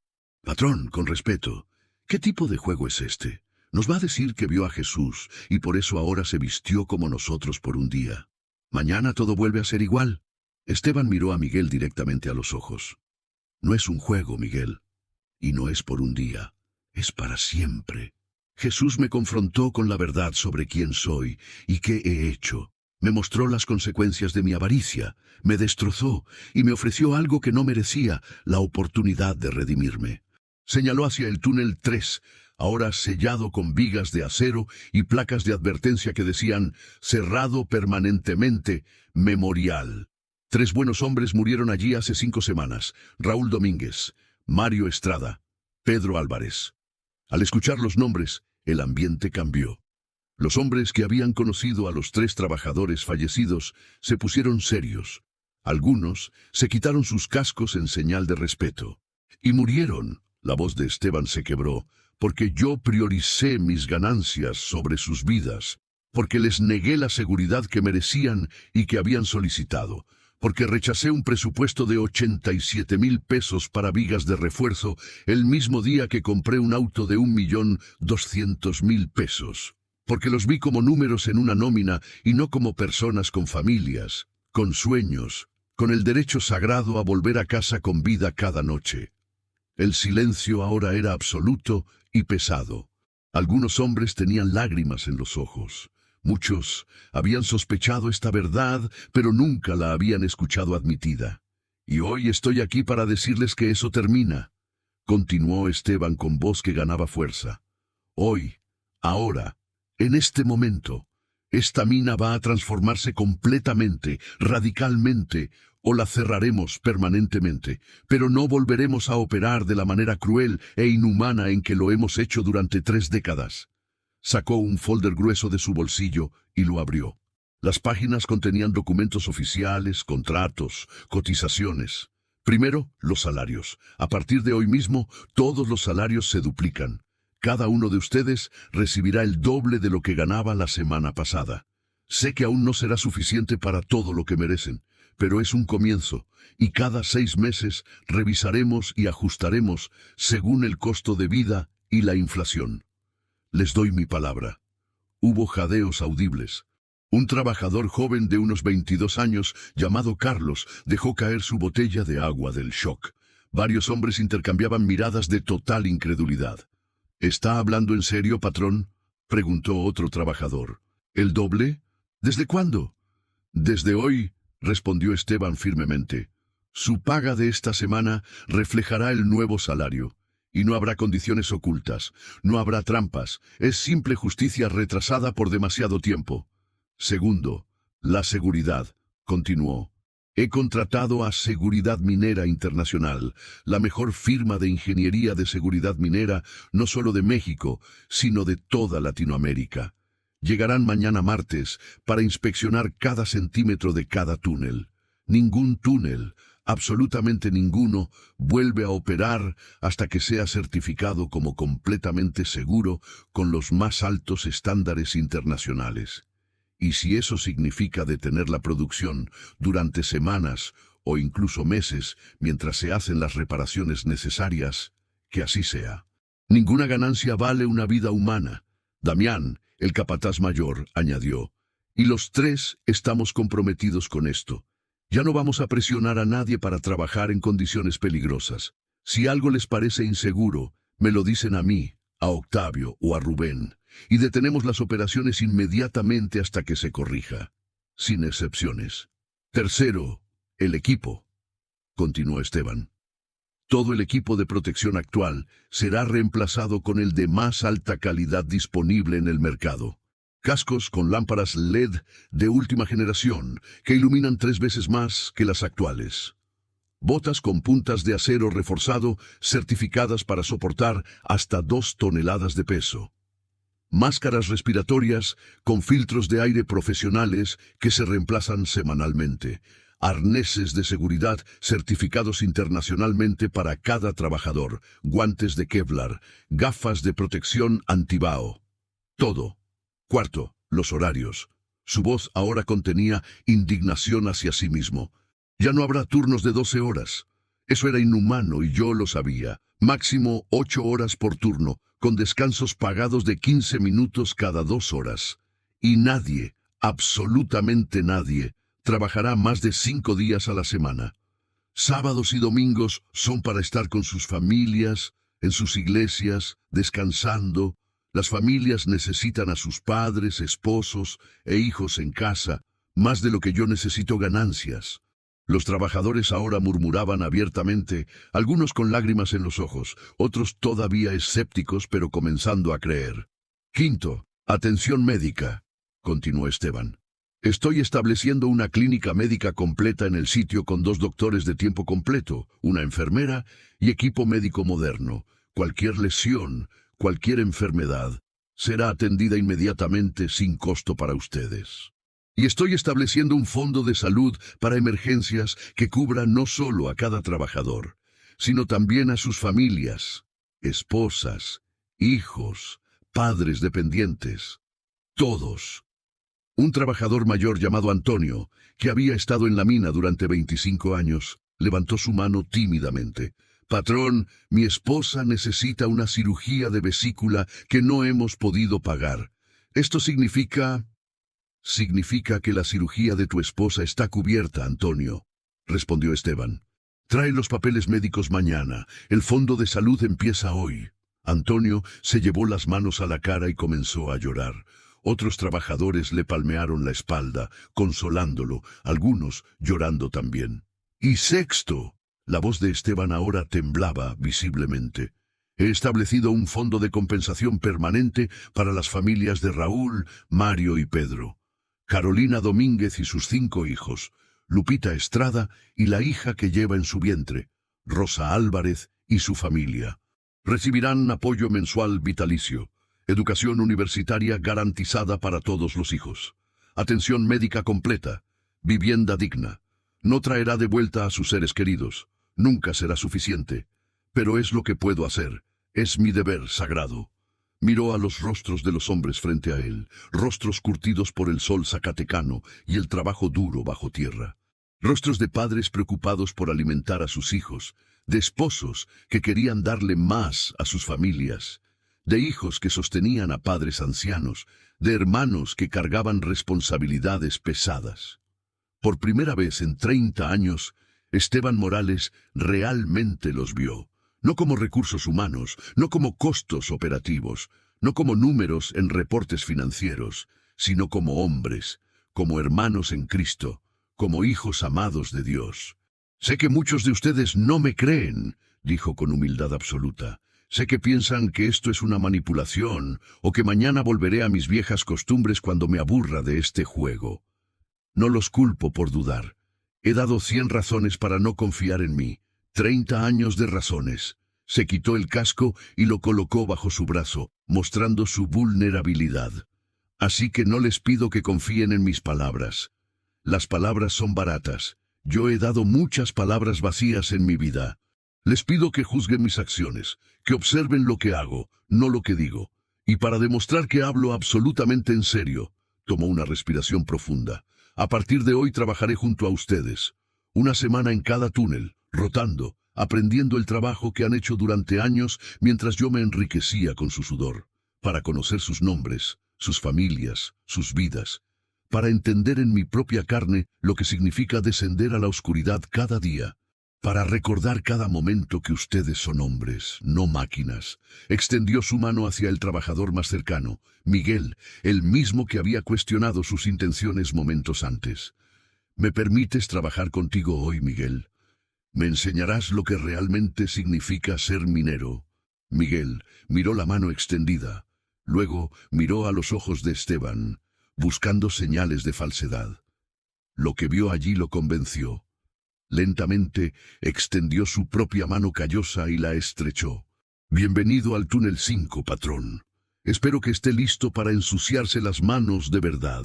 Y así comenzó la transformación más radical que la industria minera de Zacatecas había visto jamás.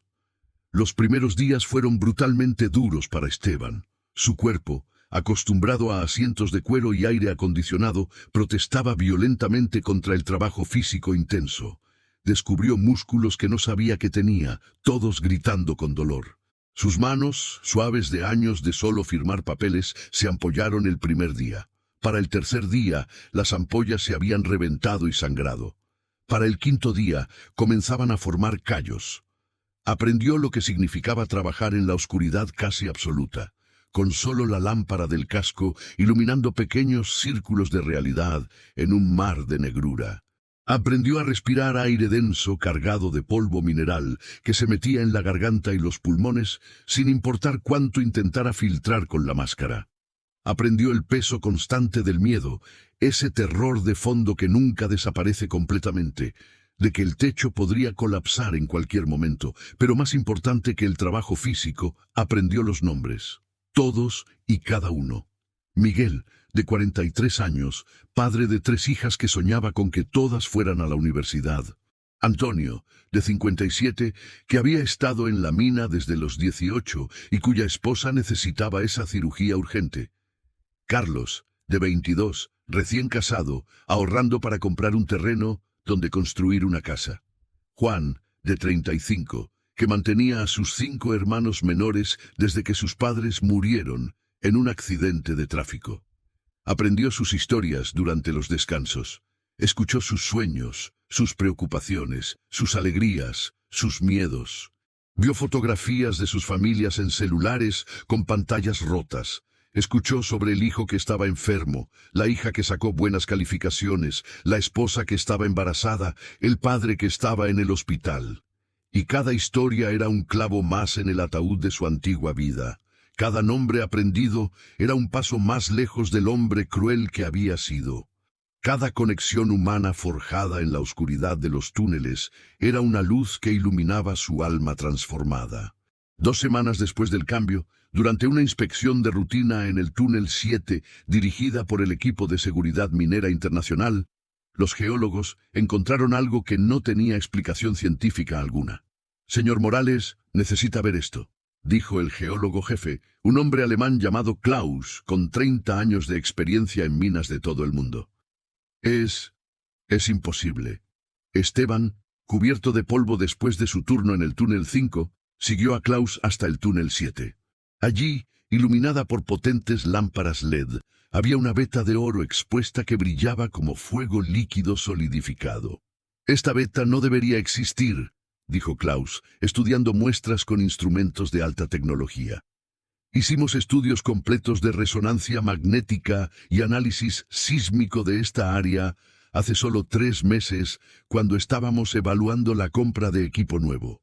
No había absolutamente nada, ni trazas, ni indicios. Esta zona estaba clasificada como completamente agotada en nuestros mapas. Tomó otra muestra y la examinó bajo una lupa especializada. Pero esto es oro de pureza excepcional. 98% de pureza. Nunca he visto oro así en una mina comercial. Y la veta es masiva. Basado en las lecturas iniciales, esta sola veta contiene más oro que todo lo que esta mina ha producido en los últimos 5 años combinados». «¿Cómo es posible?», preguntó Damián, quien había acompañado a Esteban. «Yo mismo supervisé las perforaciones de prueba aquí hace 4 meses. No había nada». «No tengo explicación», admitió Klaus negando con la cabeza. «Es como si el oro simplemente hubiera aparecido, como si la tierra misma hubiera cambiado su composición, lo cual, por supuesto, es geológicamente imposible. Pero no fue la única sorpresa. En el túnel 9, que había sido considerado tan agotado que estaban planeando cerrarlo permanentemente, encontraron otra veta igualmente rica. Luego en el túnel 4, luego en el túnel 1, luego en áreas que habían sido exploradas y descartadas como no viables durante la década anterior. Era como si cada rincón de la mina que había sido declarado muerto estuviera volviendo a la vida, produciendo oro con una abundancia que desafiaba todas las proyecciones, todos los modelos geológicos, toda la experiencia acumulada. Los expertos no podían explicarlo. Klaus trajo a otros geólogos de Alemania, Estados Unidos, Canadá. Todos quedaron perplejos. Los análisis geológicos no tenían sentido según las leyes conocidas de formación mineral. Las muestras de roca mostraban estratificación que indicaba millones de años de formación, pero el oro parecía nuevo, reciente, como si hubiera sido colocado allí ayer. «Es un milagro», dijo finalmente uno de los geólogos canadienses, un hombre de fe que no tenía miedo de usar esa palabra. «No hay otra explicación. Esto no es ciencia, es providencia divina». 3 semanas después del cambio, Esteban estaba sentado en su oficina una noche, mucho después de que todos los demás se habían ido a casa. Su cuerpo dolía de una manera que nunca había experimentado. Tenía moretones en las piernas, cortes en las manos a pesar de los guantes, y una fatiga que penetraba hasta los huesos. Pero su corazón estaba más ligero que nunca en su vida. En la pared detrás de él, donde antes colgaban certificados de excelencia empresarial y fotografías con políticos. Ahora estaban enmarcadas solo 3 fotografías. Raúl, con sus 5 hijos sonriendo. Mario y Lupita, el día de su boda. Pedro, cuidando a su madre Rosa. A su lado, en el escritorio, estaban los reportes más recientes de producción. Los números eran asombrosos. Desde que implementó los cambios, desde que duplicó salarios y priorizó seguridad, desde que comenzó a tratar a los trabajadores como seres humanos valiosos en lugar de recursos desechables, la producción había aumentado 37%. 37%. Los trabajadores ahora trabajaban con una eficiencia y dedicación que nunca habían mostrado antes. No porque fueran forzados, sino porque querían, porque se sentían valorados, porque sabían que su seguridad importaba más que las ganancias, porque veían a su jefe trabajando junto a ellos, ensuciándose las manos, aprendiendo sus nombres, preguntando por sus familias, y luego estaban las vetas milagrosas de oro que seguían apareciendo en lugares imposibles. Damián entró a la oficina, también cubierto de polvo después de un largo día supervisando la instalación de nuevas vigas de seguridad en el túnel 3, ahora siendo preparado para reabrirse como un memorial seguro. «Patrón», dijo, aunque ahora la palabra sonaba diferente, más como amigo que como jefe tirano.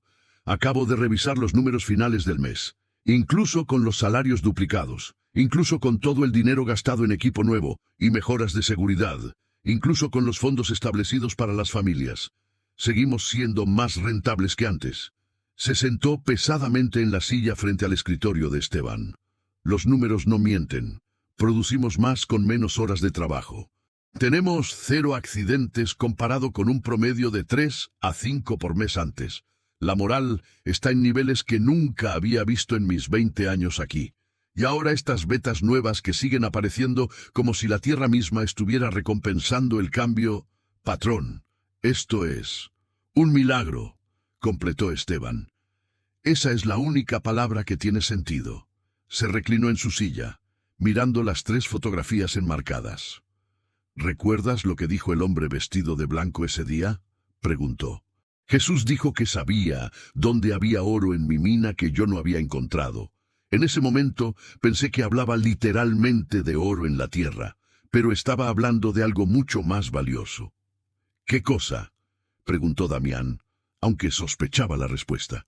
«El oro en los corazones humanos tratados con dignidad», respondió Esteban, con voz llena de asombro ante la sabiduría divina. «Cuando tratas a las personas como si fueran preciosas, cuando inviertes en su bienestar antes que en tus ganancias, cuando priorizas la vida sobre el lucro, liberas un tipo de riqueza que no aparece en ningún balance financiero tradicional, pero que eventualmente se manifiesta en formas que sí aparecen». Se levantó y caminó hacia la ventana que daba al complejo minero. Afuera, podía ver las luces de seguridad iluminando el área. Podía ver a los trabajadores del turno nocturno llegando, saludándose unos a otros, algunos deteniéndose a orar juntos antes de descender a los túneles como habían comenzado a hacer espontáneamente. «Estos hombres trabajan mejor ahora», continuó. «Sí, les pago más y eso ayuda.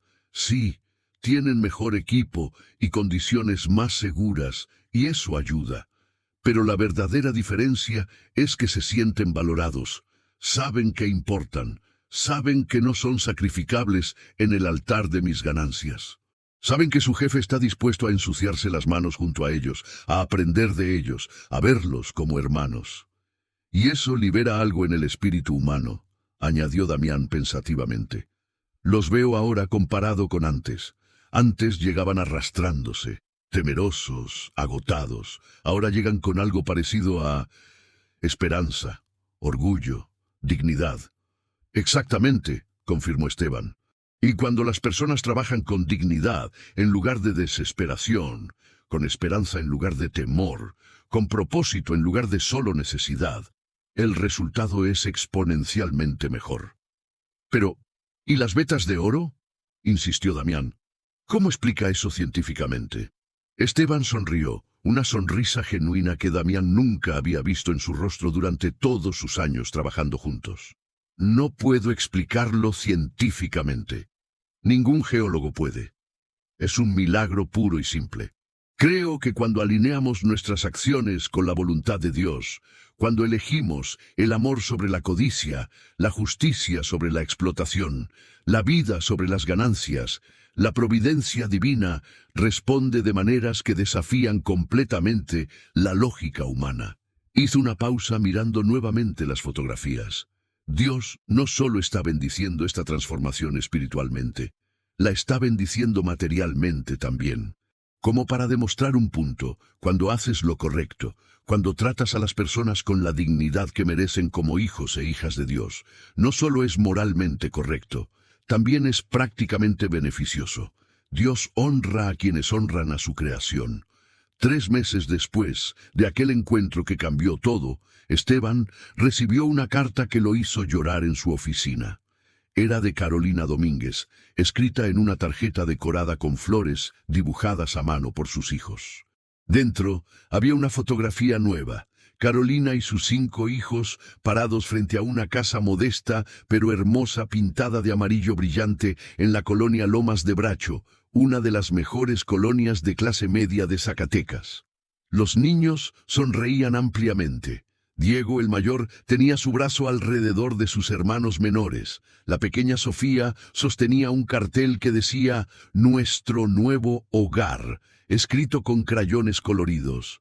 La carta, escrita con la caligrafía cuidadosa de alguien que valora las palabras, decía «Estimado señor Morales, con la compensación mensual que nos proporciona y su continua ayuda, pudimos comprar esta casa hace 2 semanas. Es la casa que Raúl soñó toda su vida. Tiene 3 recámaras, un jardín pequeño donde los niños pueden jugar y una cocina con ventanas grandes que dejan entrar el sol de la mañana. Mis hijos están ahora en la escuela primaria Miguel Hidalgo, una de las mejores de la ciudad. Diego, mi hijo mayor, ha estado sacando excelentes calificaciones. Me dijo hace unos días que quiere ser ingeniero de seguridad minera cuando crezca. Quiere asegurarse de que ningún niño vuelva a perder a su padre como él perdió al suyo. Quiere que la muerte de su papá signifique algo. No puedo decir que el dolor ha desaparecido. Raúl todavía me hace falta cada momento de cada día. Sigo llorando en las noches. Los niños todavía preguntan por qué papá no puede venir a ver nuestra casa nueva. El vacío que dejó es permanente y nada puede llenarlo. Pero puedo decir con absoluta certeza que he visto la mano de Dios transformar la tragedia más oscura en propósito luminoso. Su arrepentimiento genuino, su confesión honesta, sus acciones concretas y sostenidas nos han mostrado que la redención no es solo una palabra bonita. Es real, es posible. Es lo que Dios hace cuando los corazones se abren verdaderamente a su transformación. Los trabajadores de la mina hablan de usted de manera completamente diferente ahora. Antonio, nuestro vecino, trabaja en la mina y me cuenta cómo ha cambiado todo. Me dice que usted trabaja en los túneles junto a ellos, que conoce los nombres de todos, que pregunta por sus familias, que ha hecho de la seguridad la máxima prioridad sin importar el costo. Me dice que la mina es ahora un lugar donde los hombres son tratados como hombres, no como máquinas desechables. Y eso significa más para las familias de esos trabajadores de lo que usted puede imaginar. Cada esposa que ve a su esposo regresar a casa, seguro cada noche es un milagro. Cada hijo que tiene a su padre presente en su vida es un regalo. Que Dios continúe guiándolo en este camino de redención, que nunca olvide las lecciones que aprendió cuando Jesús mismo vino a enseñárselas. Que las fotografías de Raúl, Mario y Pedro le recuerden siempre que cada vida es preciosa, que cada persona es alguien amado, que ninguna ganancia vale el costo de un alma humana. Con gratitud profunda, perdón genuino y oraciones constantes por su continua transformación, Carolina Domínguez y familia PD. Diego le escribió algo en la parte de atrás. Le pedí que no lo hiciera, pero insistió. Con manos temblorosas, Esteban volteó la tarjeta.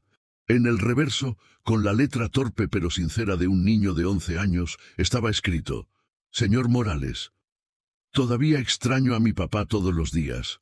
Todavía estoy enojado de que murió.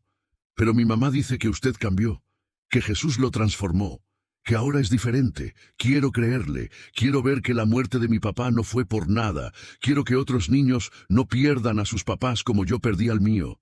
Cuando sea grande, voy a asegurarme de que las minas sean seguras.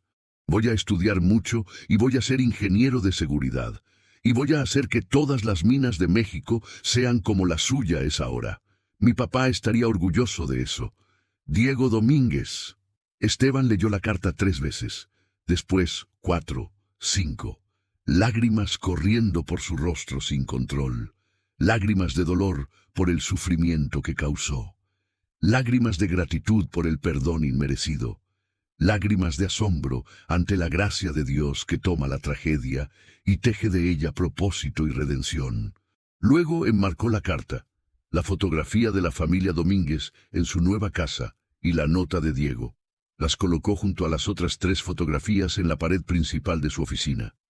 6 meses después de aquel encuentro milagroso que dividió su vida en un antes y un después, Minas El Dorado se había convertido en un modelo de operación minera ética reconocido en todo México y comenzando a ser estudiado internacionalmente. Delegaciones de otras compañías mineras visitaban regularmente para estudiar sus protocolos de seguridad, su estructura de salarios, sus programas de bienestar familiar. Los trabajadores de otras minas en Zacatecas, Guanajuato, Chihuahua solicitaban transferencias, dispuestos a mudarse con sus familias solo para trabajar en un lugar donde sabían que serían tratados como seres humanos valiosos. La Secretaría del Trabajo otorgó a la mina el certificado de Empresa Socialmente Responsable, un reconocimiento que Esteban aceptó no con orgullo, sino con humildad, sabiendo que no reflejaba mérito propio, sino la gracia de Dios, transformando lo que antes era corrupto.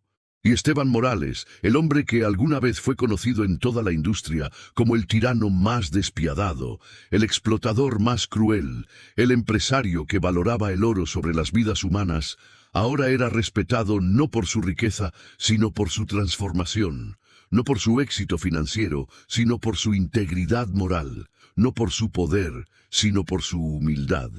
Una tarde cálida de abril, mientras Esteban trabajaba en el túnel 5 junto a Miguel, Carlos, Antonio y otros compañeros, porque ya no los llamaba empleados, sino compañeros, sintió una presencia familiar. Esa misma presencia que había sentido 6 meses atrás, cuando un extraño vestido de blanco había entrado a su oficina para cambiar su vida para siempre. Levantó la vista de la veta que estaban extrayendo cuidadosamente y por un breve instante que pareció extenderse en la eternidad, vio al hombre vestido de blanco parado al final del túnel. Las mismas ropas inmaculadas que desafiaban el polvo. Los mismos ojos llenos de amor infinito. La misma sonrisa que contenía toda la compasión del universo. Nadie más pareció verlo. Miguel seguía trabajando. Carlos hablaba sobre el cumpleaños de su hijo el próximo fin de semana. Antonio reía de un chiste que alguien acababa de contar, pero Esteban lo vio claramente. Jesús asintió, una vez, lentamente. Un gesto de aprobación que llenó el corazón de Esteban con una alegría que ninguna riqueza material había jamás producido. Un reconocimiento divino de que el camino de transformación continuaba en la dirección correcta. Luego, tan silenciosamente como había aparecido, la visión se desvaneció, disolviéndose en el aire polvoriento del túnel como niebla bajo el sol de la mañana. Esteban sonrió, lágrimas mezclándose con el sudor y el polvo en su rostro. Volvió a su trabajo, cavando junto a sus compañeros, extrayendo oro de la tierra. Pero ahora sabía la verdad profunda que había tardado 56 años en aprender. El verdadero oro nunca había estado en la tierra, estaba en las personas, en la dignidad humana que florece cuando es tratada con respeto, en el amor al prójimo que transforma tanto al que ama como al amado, en la justicia que restaura lo que la injusticia había destrozado, en la compasión que sana heridas que parecían incurables, en la redención que Dios ofrece incluso a los que menos la merecen. El verdadero oro estaba en las familias reunidas alrededor de mesas de cena, con padres presentes en lugar de ausentes o muertos. En los niños que podían soñar con futuros brillantes en lugar de resignarse a la pobreza. En las esposas que no vivían con el terror constante de que sus esposos no regresarían a casa. En las madres ancianas que podían recibir la atención médica que necesitaban. El verdadero oro estaba en los 120 hombres que bajaban a los túneles cada día sabiendo que su vida era valorada, que su seguridad era prioritaria, que su jefe vería sus rostros en sus hijos si algo saliera mal. En el orgullo de hacer un trabajo duro, pero hacerlo con dignidad. En la esperanza de un futuro mejor, no solo para ellos, sino para sus familias. Y mientras trabajaba allí, en la oscuridad del túnel, con la lámpara de su casco iluminando pequeños círculos de realidad, Esteban susurraba una oración de gratitud. Gratitud por el día en que se atrevió a desafiar al Todopoderoso, a convertir rocas en oro, solo para aprender que el verdadero milagro, el milagro más grande que existe, era la conversión de su propio corazón de piedra en un corazón de carne palpitante y vivo. Gratitud por haber sido quebrantado antes de ser destruido, por haber sido confrontado antes de ser condenado, por haber recibido una segunda oportunidad cuando merecía el juicio final. Esa alquimia divina, la transformación de corazones humanos, la redención de almas perdidas, la sanación de espíritus quebrantados, valía más que todo el oro del mundo, más que todas las minas de todos los continentes, más que cualquier riqueza que pudiera ser medida en pesos, dólares o cualquier moneda terrenal, porque el oro de la tierra eventualmente se agota, se oxida, pierde su brillo. Pero el oro del alma transformada por el amor de Cristo brilla eternamente, indestructible, imperecedero, más precioso con cada día que pasa. Ese era el verdadero tesoro, y Esteban Morales finalmente lo había encontrado. Esta historia nos enseña una verdad que el mundo necesita desesperadamente escuchar. Nunca es demasiado tarde para cambiar cuando permitimos que Dios transforme nuestro corazón. No importa cuán lejos hayas caído, cuán oscuros hayan sido tus errores, cuán grande sea tu culpa. La gracia de Dios es más grande, su poder de transformación es más fuerte, su amor es más profundo. ¿Hay algo en tu vida que necesita ser transformado hoy? ¿Una relación que necesita sanación? ¿Un error que necesita ser enmendado? ¿Una decisión que necesitas tomar con más compasión? ¿Un perdón que necesitas dar o recibir? ¿Un cambio que has estado posponiendo porque parece imposible? Comparte tu reflexión en los comentarios. Dime qué parte de esta historia tocó más profundamente tu corazón.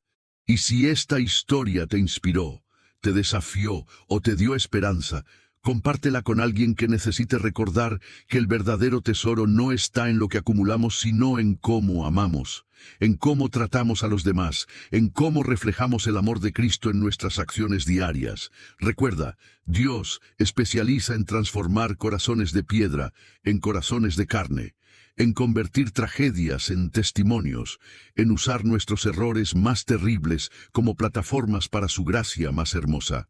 Que Dios te bendiga ricamente, no con oro terrenal que se oxida y desaparece, sino con el oro eterno de su amor infinito, su gracia inagotable y su poder transformador que hace todas las cosas nuevas. Y que nunca olvides, eres infinitamente más valioso que todo el oro del mundo, porque fuiste comprado no con oro ni plata, sino con la sangre preciosa de Cristo. Ese es tu verdadero valor, esa es tu verdadera riqueza, ese es el tesoro eterno que nadie puede robarte. Amén.